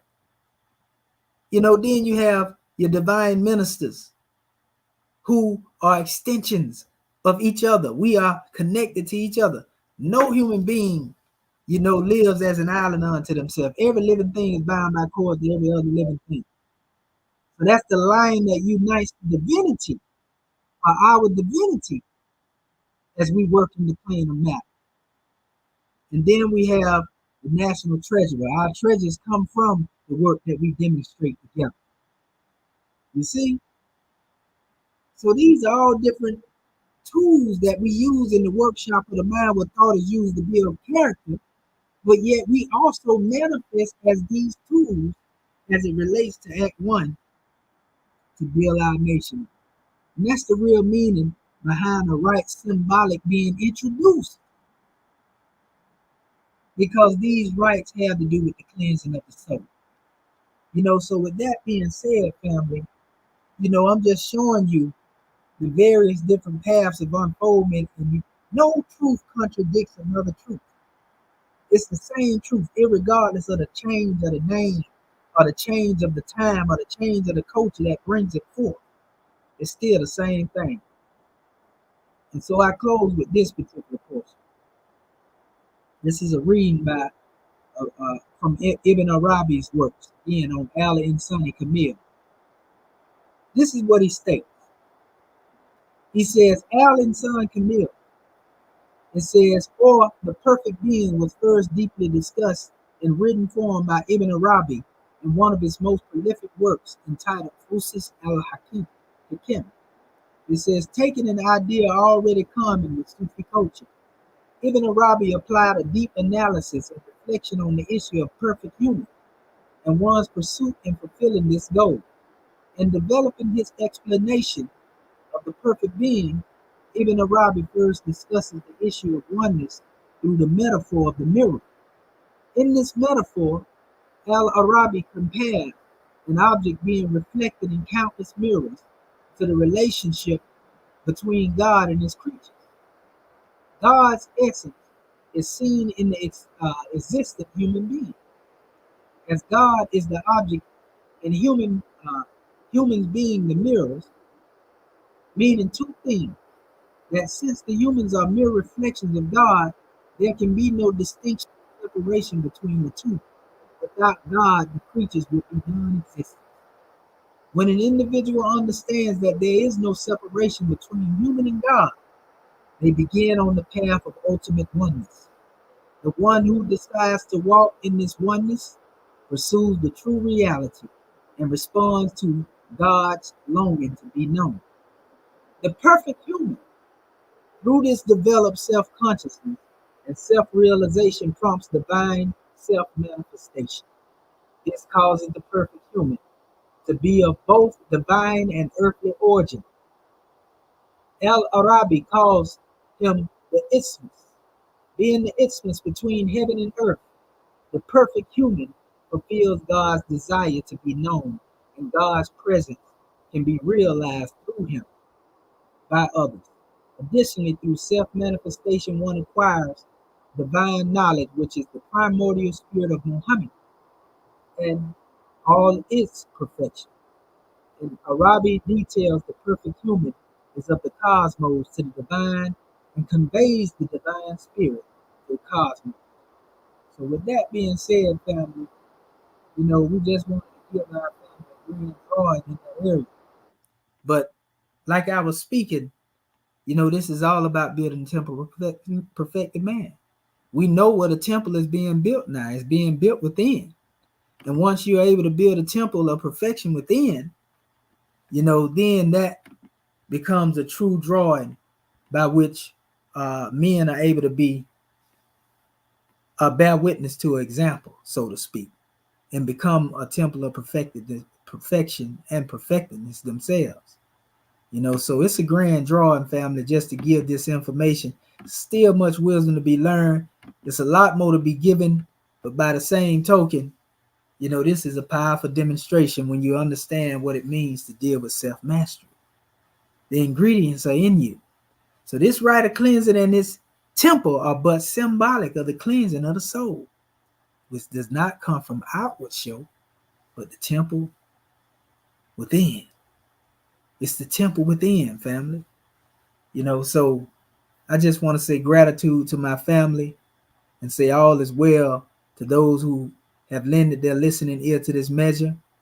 And may we all be able to come into a consciousness of our own divinity. Because as man unfolds, as God unfolds. Remember, we're not here to submit to the will. We are conforming to the will. You see? The deific will, that is. So that being said, what we're going to do, we're going to open up the floor now so that we can hear from our family. So star 6 your phone, Moorish Ken, and come on in. Islam.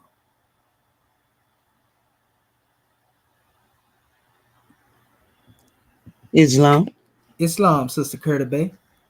Islam. That danger near Kurt Bay. First, let me rise and give praises to our great God Allah. Give honors to our holy prophet, Noble Drew Ali. Give honors to Act One.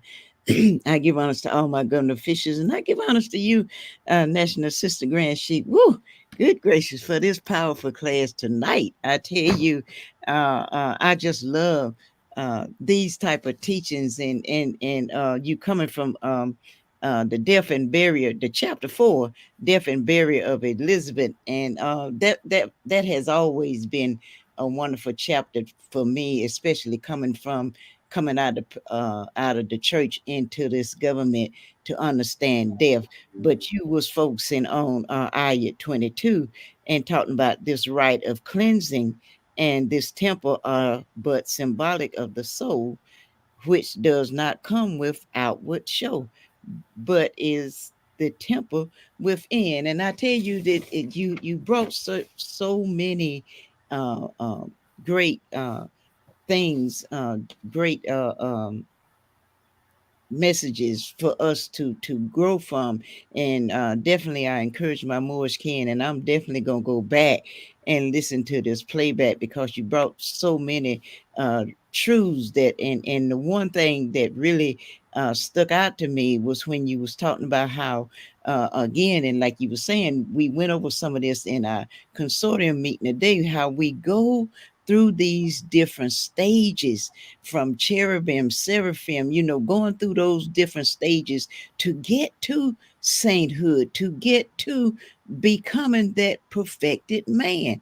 And we have to study ourselves, not just one cells. He says cells, more than one. And we have to study ourselves so we can get to this point in our in our walk of life.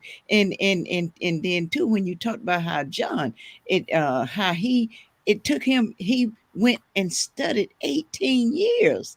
18 years. Oh man, that was just so powerful for me to see, the time that he had to take to even to get started on his journey. And that lets me know, that I don't have no time, and we don't have no time for play, family. Freedom is not, freedom this is not a game. This is serious. We uh, uh studying to get to that next level, to that perfected man. And we ain't got time to play. We don't have time to be bickering and arguing about, I believe this and you believe. No, we ain't got time for none of that. We got time to what we need to be focusing on is just like John, is going within and studying ourselves so we can get to that sainthood, get to that stage where we are gods and goddesses walking among this earth, because that's what it's all about. When I can see God in you and you can see God in me, there's no harm that I'm gonna do to you, and there's no harm that you're gonna do to me, because I see Allah in you. And you talked about that being united in thought. Oh man, when you begin to meditate on that, about being united, us being united in our thoughts, being one, when we come together as one, united as one, There's no stopping us. That's why they fight so hard to keep us separated in our thoughts, to keep that separation there, because they know once we come together, that's it. It's over with. The prophet said it'll be a breakfast fight. So gratitude, God, man. This is just a powerful class to me, and I know our Moorish king is biting at the bit to give their measure. So gratitude for letting me share. Islam, peace and love. And gratitude for the measure, goddess and queen, peace and love. You know, praise be to Allah for that draw at Islamism without the schism. Well, all right. Islam. This is Dr. Batu Bey, the Island Territory. Person like around to give up man praise to Allah. Understand the credit government. Understand our prophet. Understand the credit government, our World Council, our flag, seal and emblem, our divine constitution. That's what pays as much chief citizens alike. Understand all the Moors, for the hand attendance. Was in the sound of my voice, and special honors to you for this class. And man, you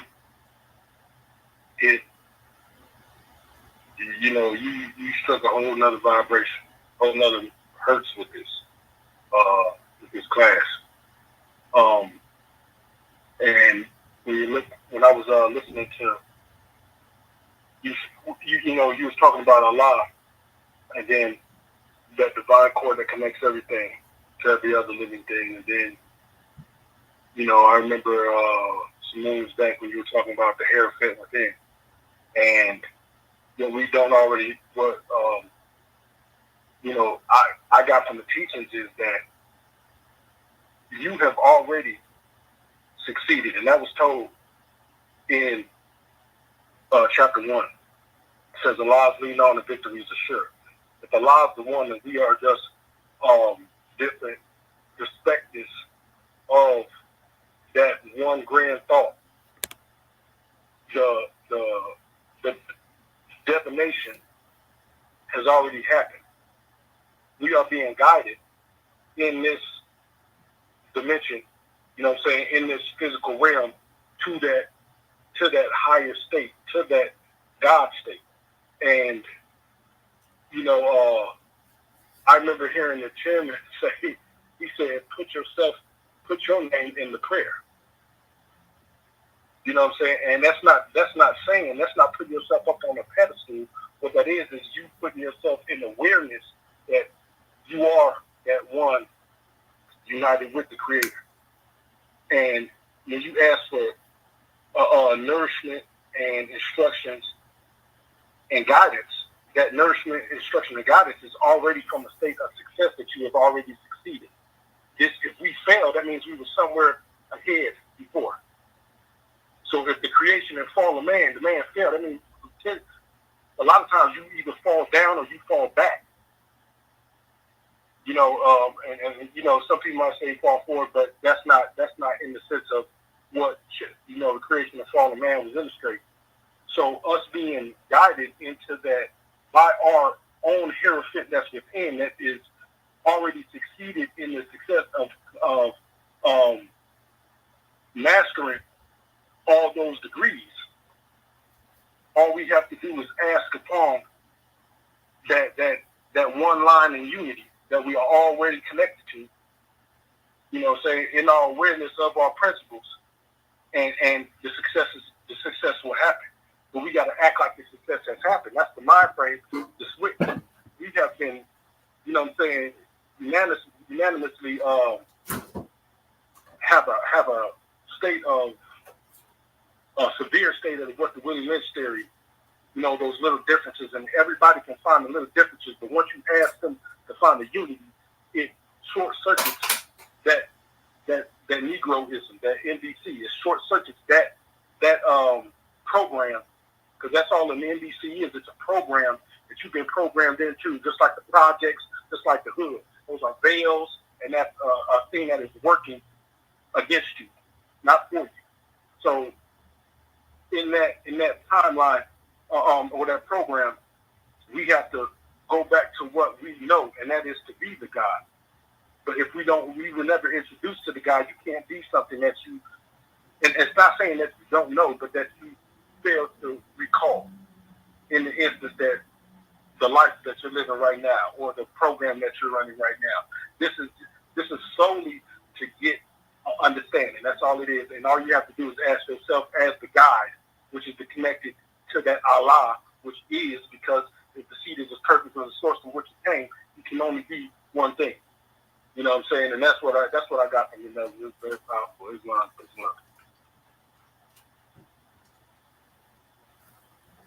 In Islam, brother, for that draw and gratitude. Yes, sir. Very eloquently put. Praise be to Allah. Well, all right. Is there any other more who would like to come forth? The floor is still open.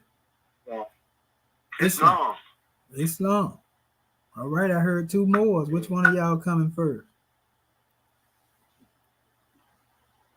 I only heard myself. Okay, all is well. Gratitude. Yes. Wow. Yes, this is Divine Minister Michael Mulvey in North Carolina.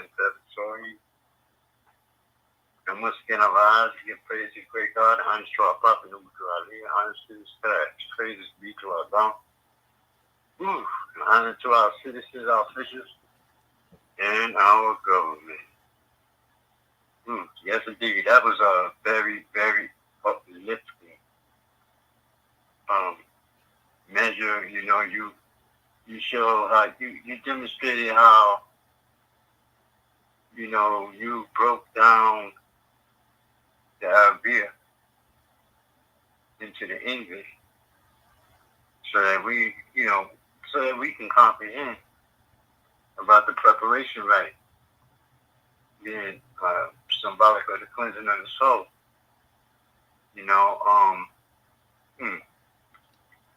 I've learned how the knowing of the self and our Father God Allah, you know, is symbolic of knowledge. Knowledge is symbolic of water to cleanse away the misnomers and indoctrination and the negative thoughts. You know, so we must understand, because understanding is the rock upon which man must build himself. You know, and if we understand this correctly, you know, it takes away the worthlessness and insecurities in the fold. It must be washed away in order to purify and heal, you know, from the darkness of the lower self that hinders us from our higher self. You know, you expressed very well. We talk about, you know, we talk about staying in one's own garden, and this is our own soul. And talk about, you know, pulling out the weeds that will choke out the choicest flowers that are the purified and chosen beautiful thoughts of our divine character. So, you know, the right is to keep in remembrance of staying conscious of our divinity, our divine character. You know, because, like, I've never heard of the great God pointing fingers, backbiting, or fussing and fighting. You know, the only thing that we must fight is that naught, any thought that hinders us from being divine. You know, and we do this by purifying our hearts and minds with love, and being the all of love being made manifest, being reconnected to that golden cord of love divine. Our prophet teaches us that he mended all the broken wires and reconnected all the broken wires and mended the cords, putting all the parts and pieces back together so that we can be one again. You know, and that ties us into the resurrection of the dead. It ties us into the spirit and how we, you know, we don't die. The spirit always lives. You know, and this is to save us from our sinful ways, making us more gods than human. In reality, a nation of purity and love. we know that will is an action of the soul, and that will gives us self-determination. You know, the love. And we know that love is the infinite breath of Allah within man, spirit man. Because love is the mother of virtues and harmonies in life that breeds just as much as love is right. Also, the infinite breath of Allah within man, spirit man. Love is the holy breath. And that comes through the purifying of the heart and the mind.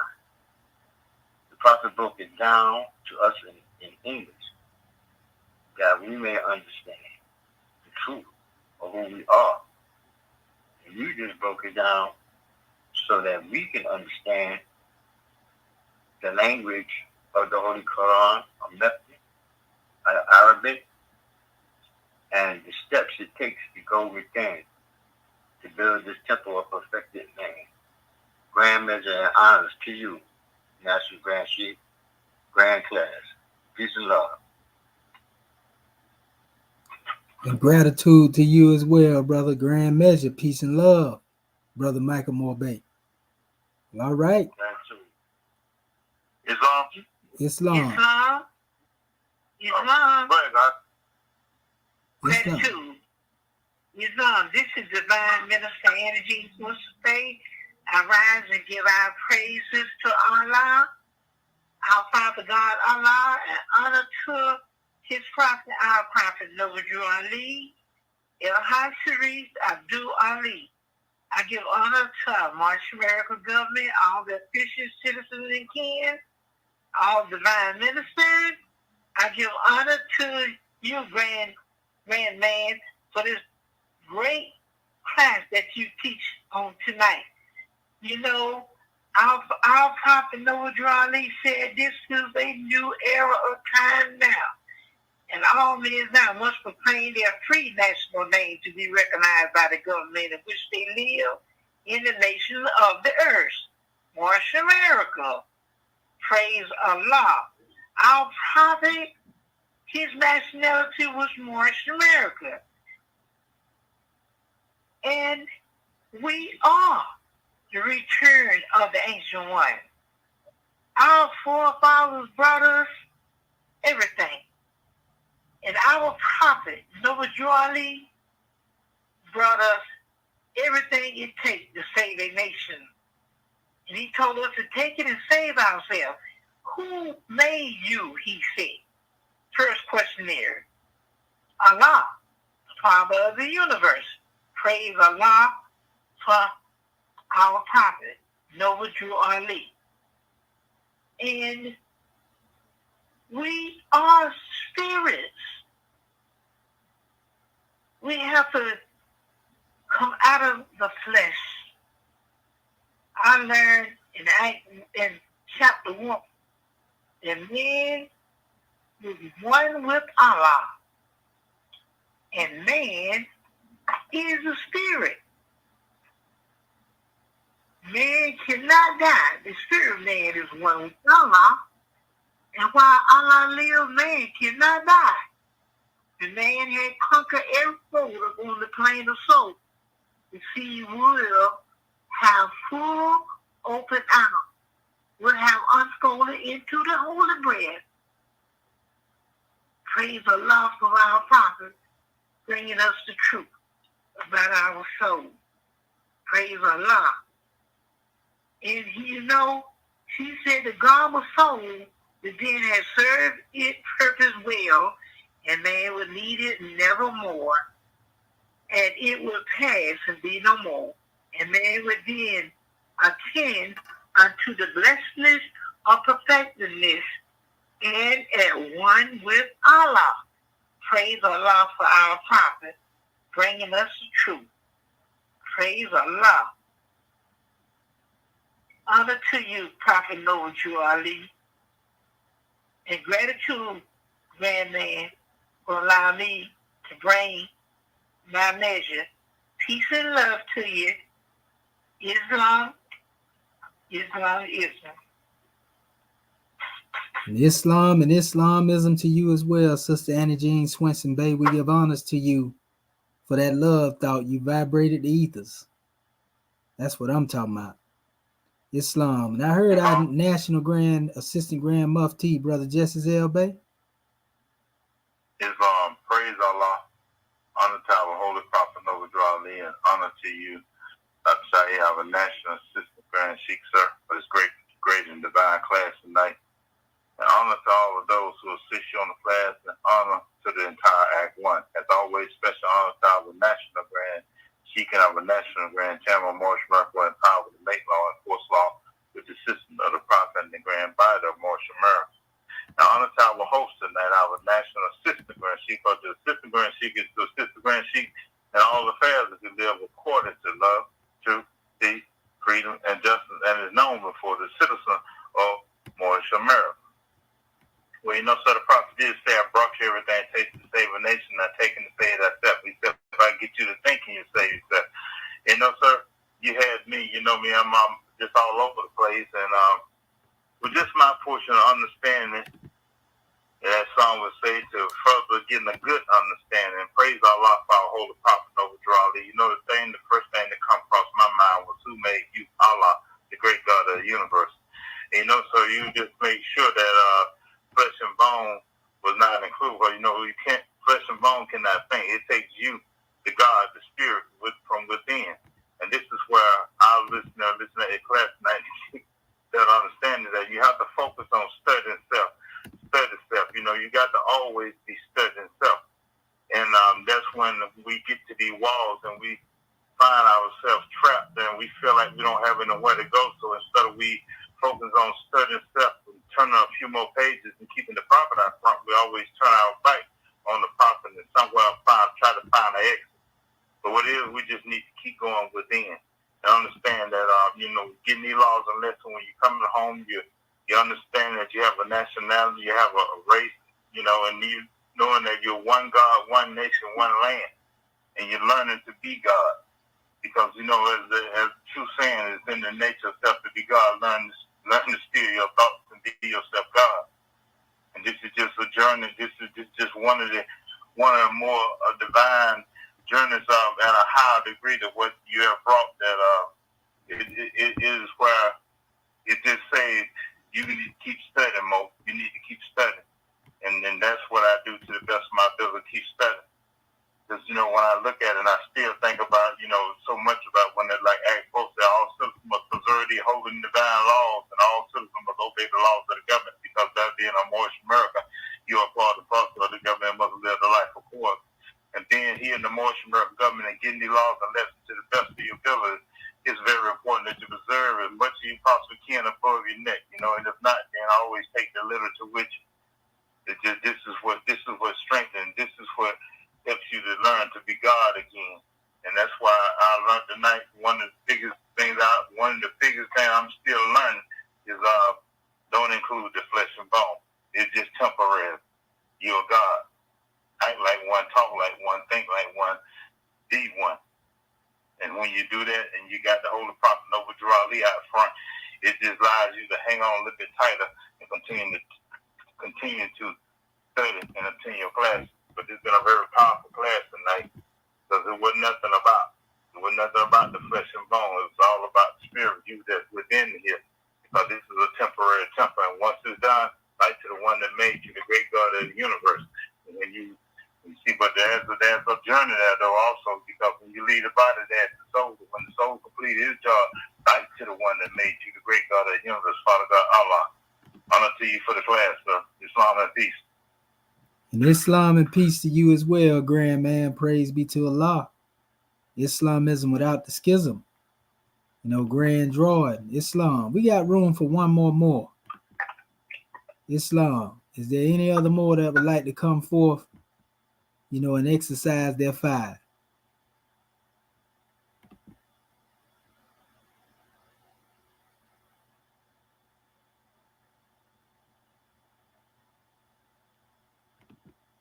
All right, going once. Going twice. Christ bless. Islam, you thrice blessed. Oh, come on up in here, goddess and queen. Gratitude, angel, gratitude. Islam Moorish, and I'll keep it very short, beloved. Islam Moorishscience. I'm Divine Minister Dr. Lenore Fox Day from the Georgia Territory. Once again, I rise, giving all praises to Allah. Highest honors to our holy prophet, Noble Jew Ali. I honor to a Moorish-American theocratic government. I honor to all of that one. I honor to everything Moorish. And I honor to our Moorish perspective this season. As usual, Dr. Shedu Amenti, well. Praise Allah for you. You always deliver something grand, and this is another one for the issue of Islam, and the topic on the floor coming from chapter 4, ayat 20,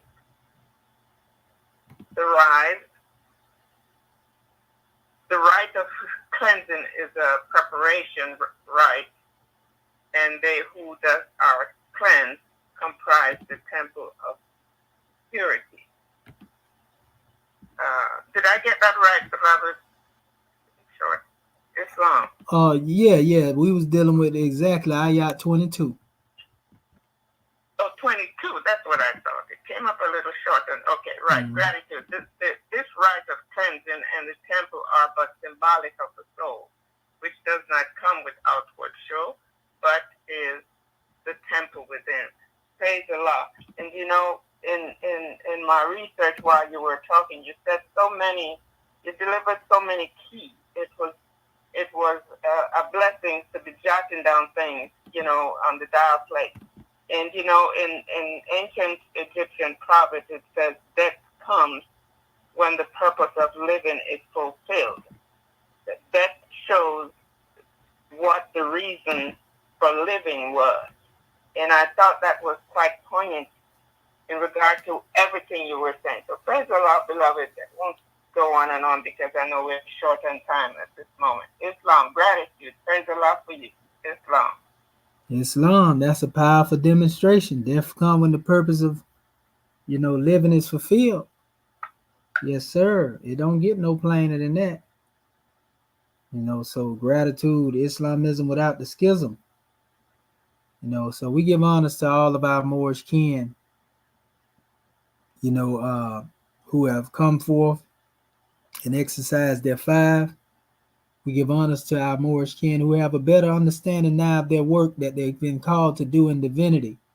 Because that's the way that we try to bring these measures forth so that they can be utilized. Because we have people ask this question, how can we utilize this information? How is it relevant to our people and ourselves? It's relevant because you deal with self-mastery.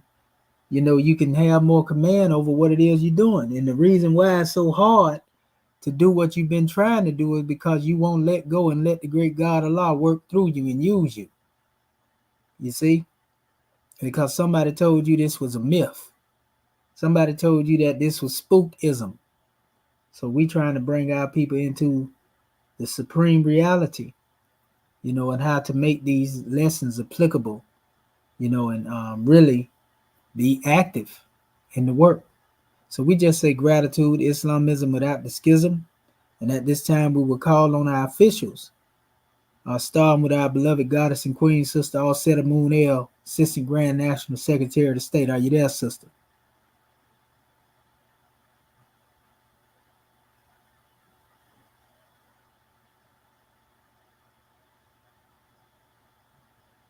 Well, all right. We know our sisters about the business of our Father God Allah. So at this time, we're going to call forth then our National Grand Mufti, Dr. Kanshu Ma'at Herube, Islam. You there, Grand Man?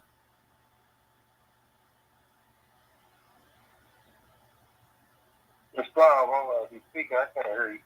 Did you call me for? Yes, I did. Islam. Oh, okay. Gratitude. You going in and out.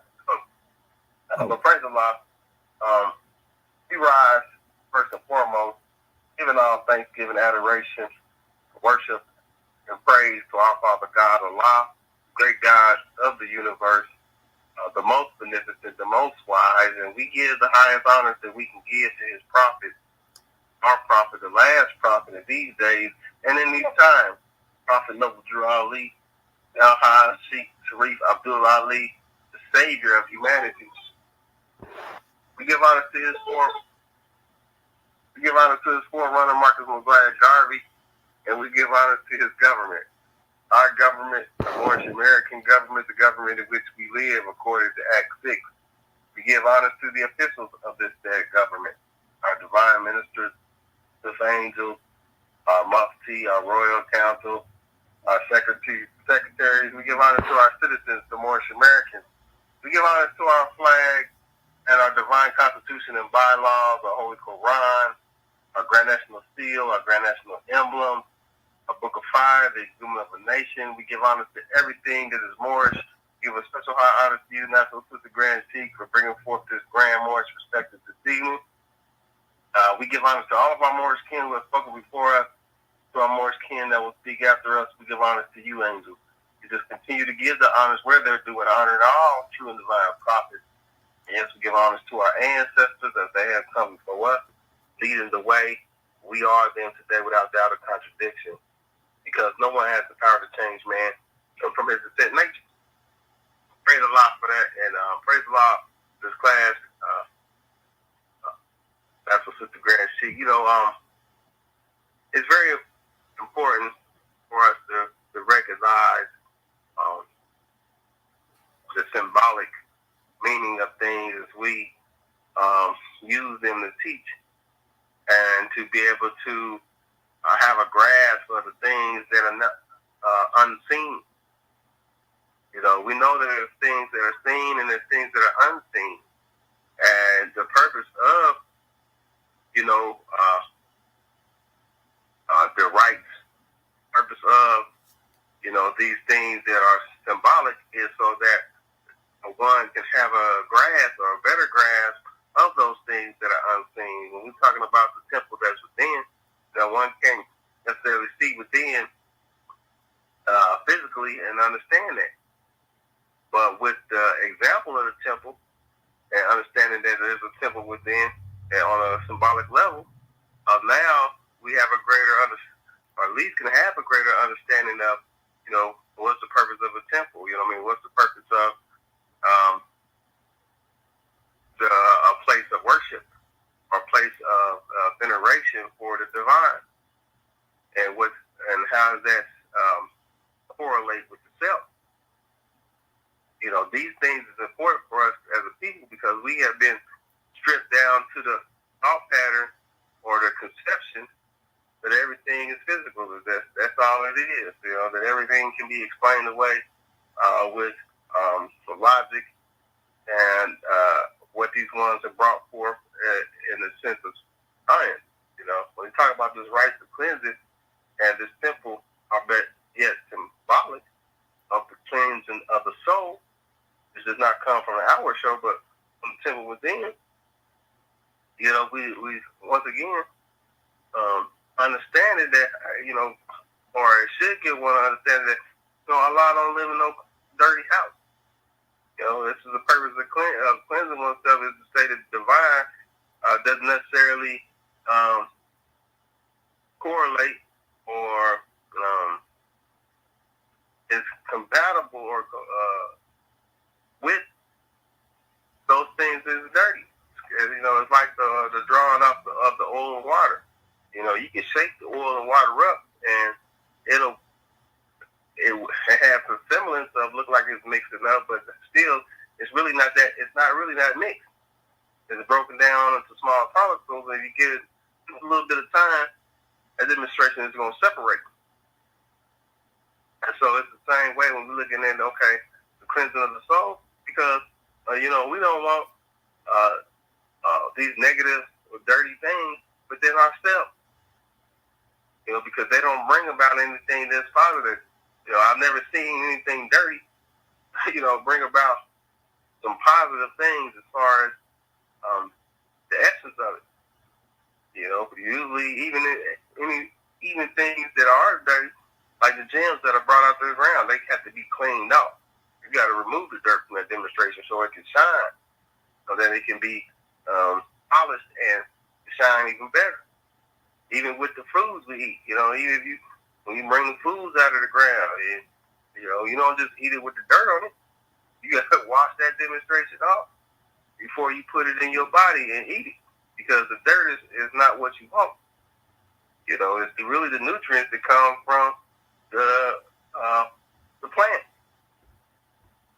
It ain't the dirt. And so, as we look at being a nation of people and moving forward as a divine people, you know, this is why we got to shed those things that are dirty, giving back that church and Christianity, and keeping the understanding that Allah and man are one. That what Emmanuel is that understanding, and that the lesson that was brought forth by Yehoshua is that peace on earth and goodwill to men is a demonstration, and that we got to be about our Father's work at all times, whether we flipping over the table of the money changers, whether we healing one with our gifts, or whether we feeding the masses, or whatever we are doing in the divine right.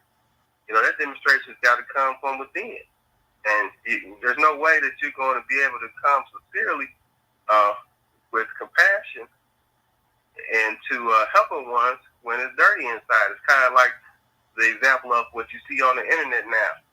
You know, you see all these people trying to, I'm giving to the homeless, but you got the cameras out, you exposing this one for being, you know what I mean? You trying to belittle this one into someone who may be it's something that is helpless, instead of saying, well, hey, I don't need to bring the cameras, I can help you and help you regain your state as a productive citizen of society, or someone who was just falling and need a little help up, instead of posterizing one and trying to make it seem like, well, you out here for the good of the community, this is why you out here doing it, but you're really out here just doing it for likes. You're really just doing it to make yourself seem bigger than what it is. And that's dirty inside, you know what I mean? Because it's an ulterior motive. It really didn't have nothing to do with helping that one that was homeless or helping that one who was sick. It really got to do with your own stature, you know, king ambition. So, you know, when we look at, you know, this grand drawing, talking about that hour show, you know what I mean? That's not what we want. We want the sincere, heartfelt, true intention, because that's when one is going to do it the best. That's when one is going to be most creative. That's when one is really going to give it their all when it comes from within. And if the inside is dirty, then, you know, the product is going to be dirty. The outside is going to be dirty. You know, and it'll be not just only easy to see, but, you know, the product of it, or where it's produced from, that the interaction is not going to profit anyone. It may do more harm. And so we got to be aware of those things. We got to be conscious that, you know, we don't get caught up in that type of thought pattern, because, like I said, just that's the act of doing something for someone is the outward show. But if it ain't pure from the inside, then it really don't mean nothing. You know what I mean? It holds no weight on the credit side of life. It holds no weight in the eyes of Allah. So, you know, let us just continue to move the way we move in love that we have for our people, and do it that right way, and clean oneself up, and all will be well. You know what I mean? Then you don't have to worry about or be concerned about the awards that man gives, and you can be happy and content with the reward that Allah gives. So, gratitude for this class this evening, and gratitude to you, moorishamerican, for being here with us, giving us your time, attention, respect. We love you. Islam and peace. And gratitude, Grand Mufti, for that measure. Islam and peace. Allah is leading on and victory is sure. All right. But let us call forth our Grand National Secretary of the State, Sister Shepsu Rakat Ma'at Anpu Tuta Kamen Bay. Islam. Islam, can you hear me more? Loud and clear. Islamism. Praise Allah. Great class. Islam Moorishamerican. First of all will rise, giving all praises to our Father God Allah, giving honor to our prophet, Noble Ali, the last prophet in these days and times, giving honor to our Moorish-American government, all of our officials, staff, angels, muftis, divine ministers, most especially our Moorish kin. Giving honor to all those Moors that spoke before me, all those Moors that will speak after me. Giving a special honor to our National Assistant Grand Sheikh of Moorish America, Dr. Shadwa Menti and Mohammed Shepsuel, for opening our meeting according to law and also hosting this grand Moorish Perspectives class this evening. We want to give honor to all of our Moorish kin, our family online, those that brought forth their measure, those that were attentively listening, making these lessons applicable to the self. Our subject matter coming from Ayat 22. This rite of cleansing and this temple are but symbolic of the soul, which does not come with outward show, but is the temple within. So that is such a profound statement in reference to we're not here for or trying to be seen, coming from a carnal level or perspective. When we look at when you were speaking about the crisis becomes the harbinger to make one stronger, that was a powerful measure. And also in reference to there are many deaths that have to take place for us to be able to unfold into our consciousness. And recognizing the fact that evil is not requisite to man, that means that we don't have to have it. Those aspects of our lower self are illusions, they're shadows, and will pass away. So the sooner that we recognize that it is of no benefit, the higher self doesn't need it, then the sooner we deal with getting rid of that old state of mind or that mentally enslaved thought pattern and unfold into the consciousness of who we are as God. When you were speaking about the spiritual and physical transformation and also dealing with the genetic inheritance, dealing with how we,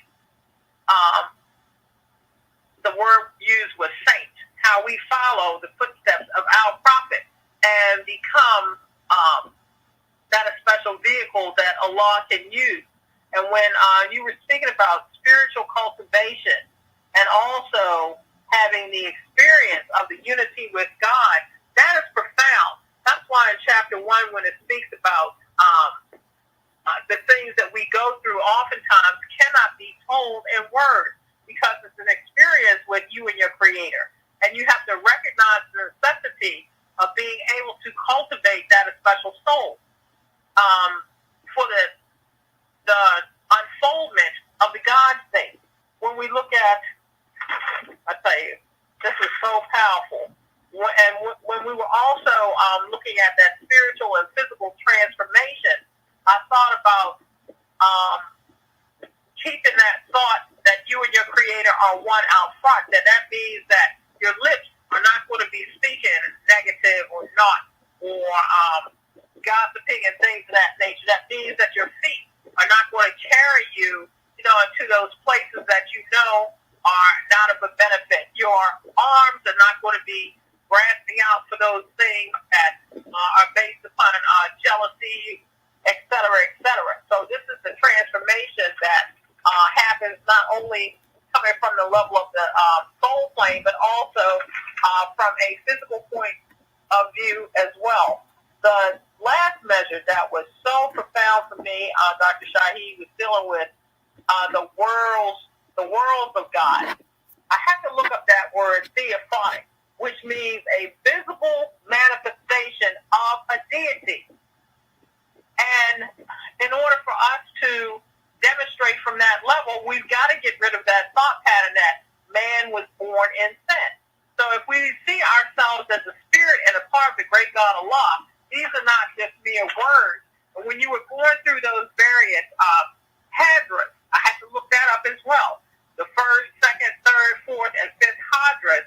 Hadra is in essence, and this was a learning for me because I'm still unfolding, a presence or appearance. So when we went from the first Hadra, dealing with the plane of essence. I'm looking at that as a spirit plane. The second manifest is dealing with the plane of attributes, the names, etc. Third Hadra dealing with the Lord or the plane of action. Fourth, half spiritual and half material. In essence, crossing the borderland at will. And the fifth Hadra dealing with the senses and experience. For me, I saw chapter 1. I saw chapter 1 in reference to the creation, the fall of man, down to the manifest, the physical plane, and then through our level of taking on the aspect of the consciousness of who we are as God, we have to work our way back up to the God state of Isha. So this is just so profound because too often we get hung up in a loop thinking about, up the street, round the corner mentality, or just going through the motions as opposed to making these demonstrations applicable to the self and recognizing the fact that just as there are different levels of that heavenly state of mind, there are also different degrees that we have got to master and conquer. So it's not just enough to say, this is who I am and that's the end all be all, and we still have not even touched the surface when it comes down to unfolding into the God state. So everything is a cycle, everything is a process. But that was just so beautifully and profoundly put out. So much gratitude to you, Moore, for bringing these keys to us, because we can see the prophet through all of these degrees, and that's why we give honor to our prophet for demonstrating the degree of prophethood and hearing his creator, our Father God Allah. So gratitude, Moore, for calling me forth. Much peace and love to all of my Moorish kin. That's all. And Islamism to you as well, Grand National Secretary of the State, for breathing that holy breath on the manifest and plumbing that line. Islamism without the schism. Well, man, speaking of the tribe of endurance, man, let us call forth our Grand National Chairman, Dr. Acting Pert M. Heru, took the coming bay. We know he got that scimitar on the manifest.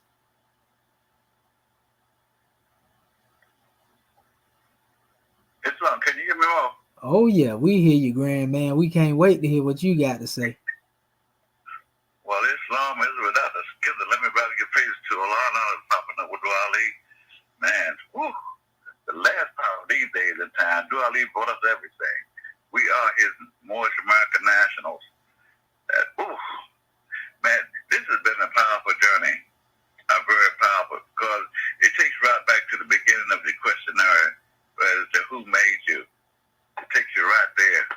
And it's such a powerful journey because, when we look at this special chapter and lesson that we have out, we begin to look at, the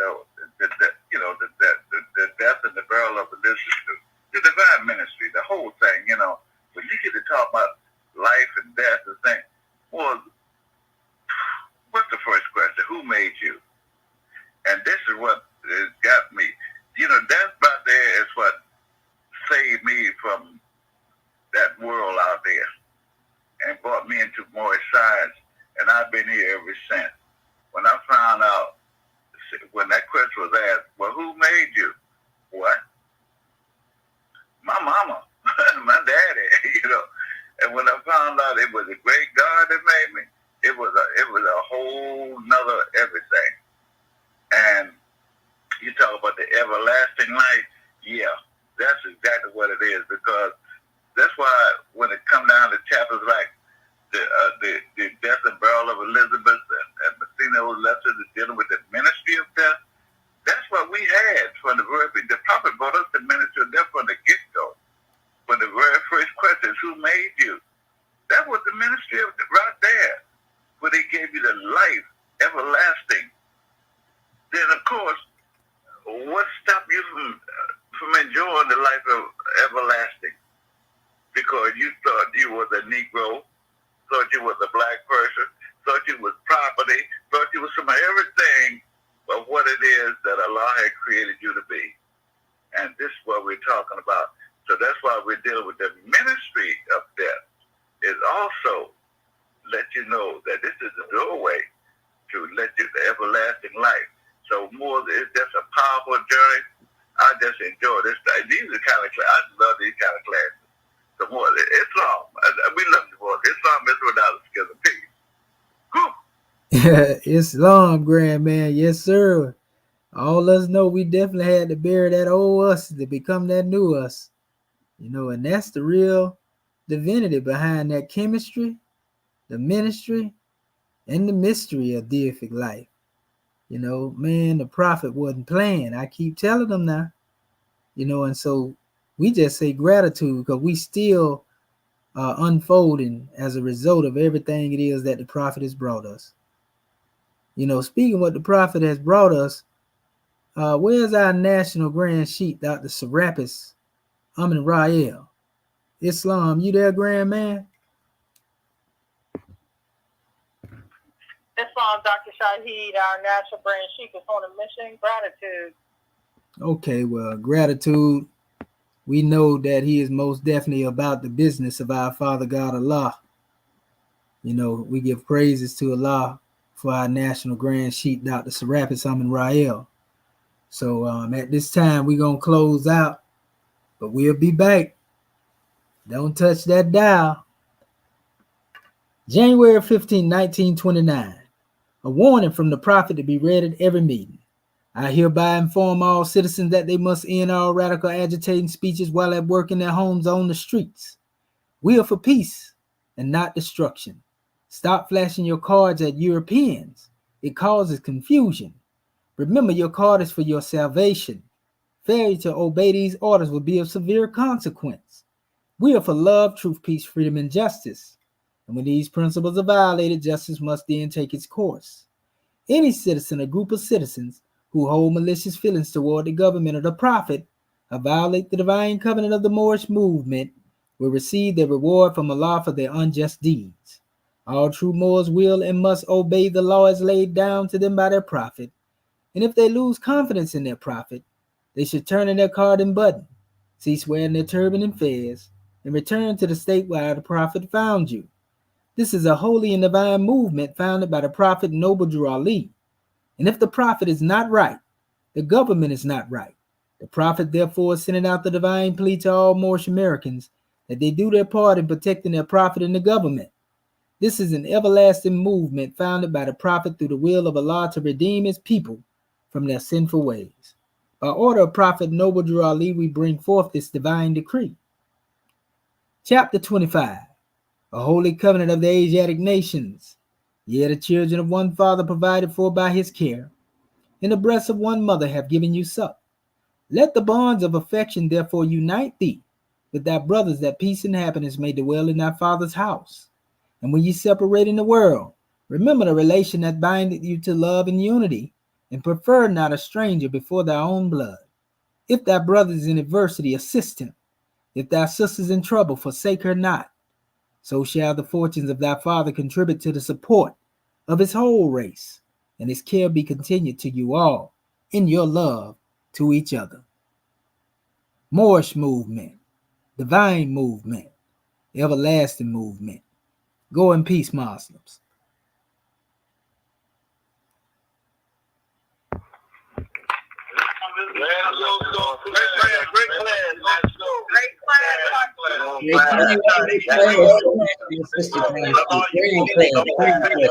Don't forget to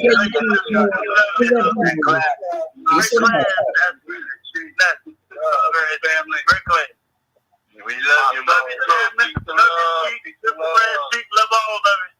Islam.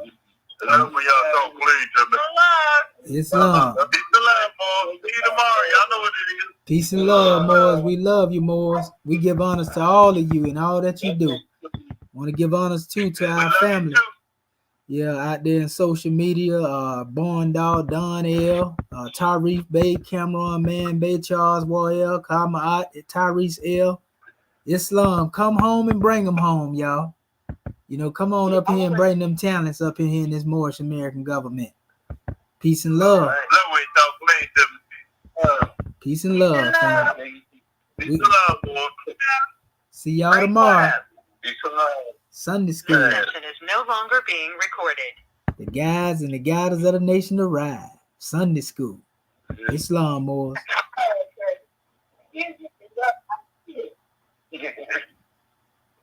Goodbye.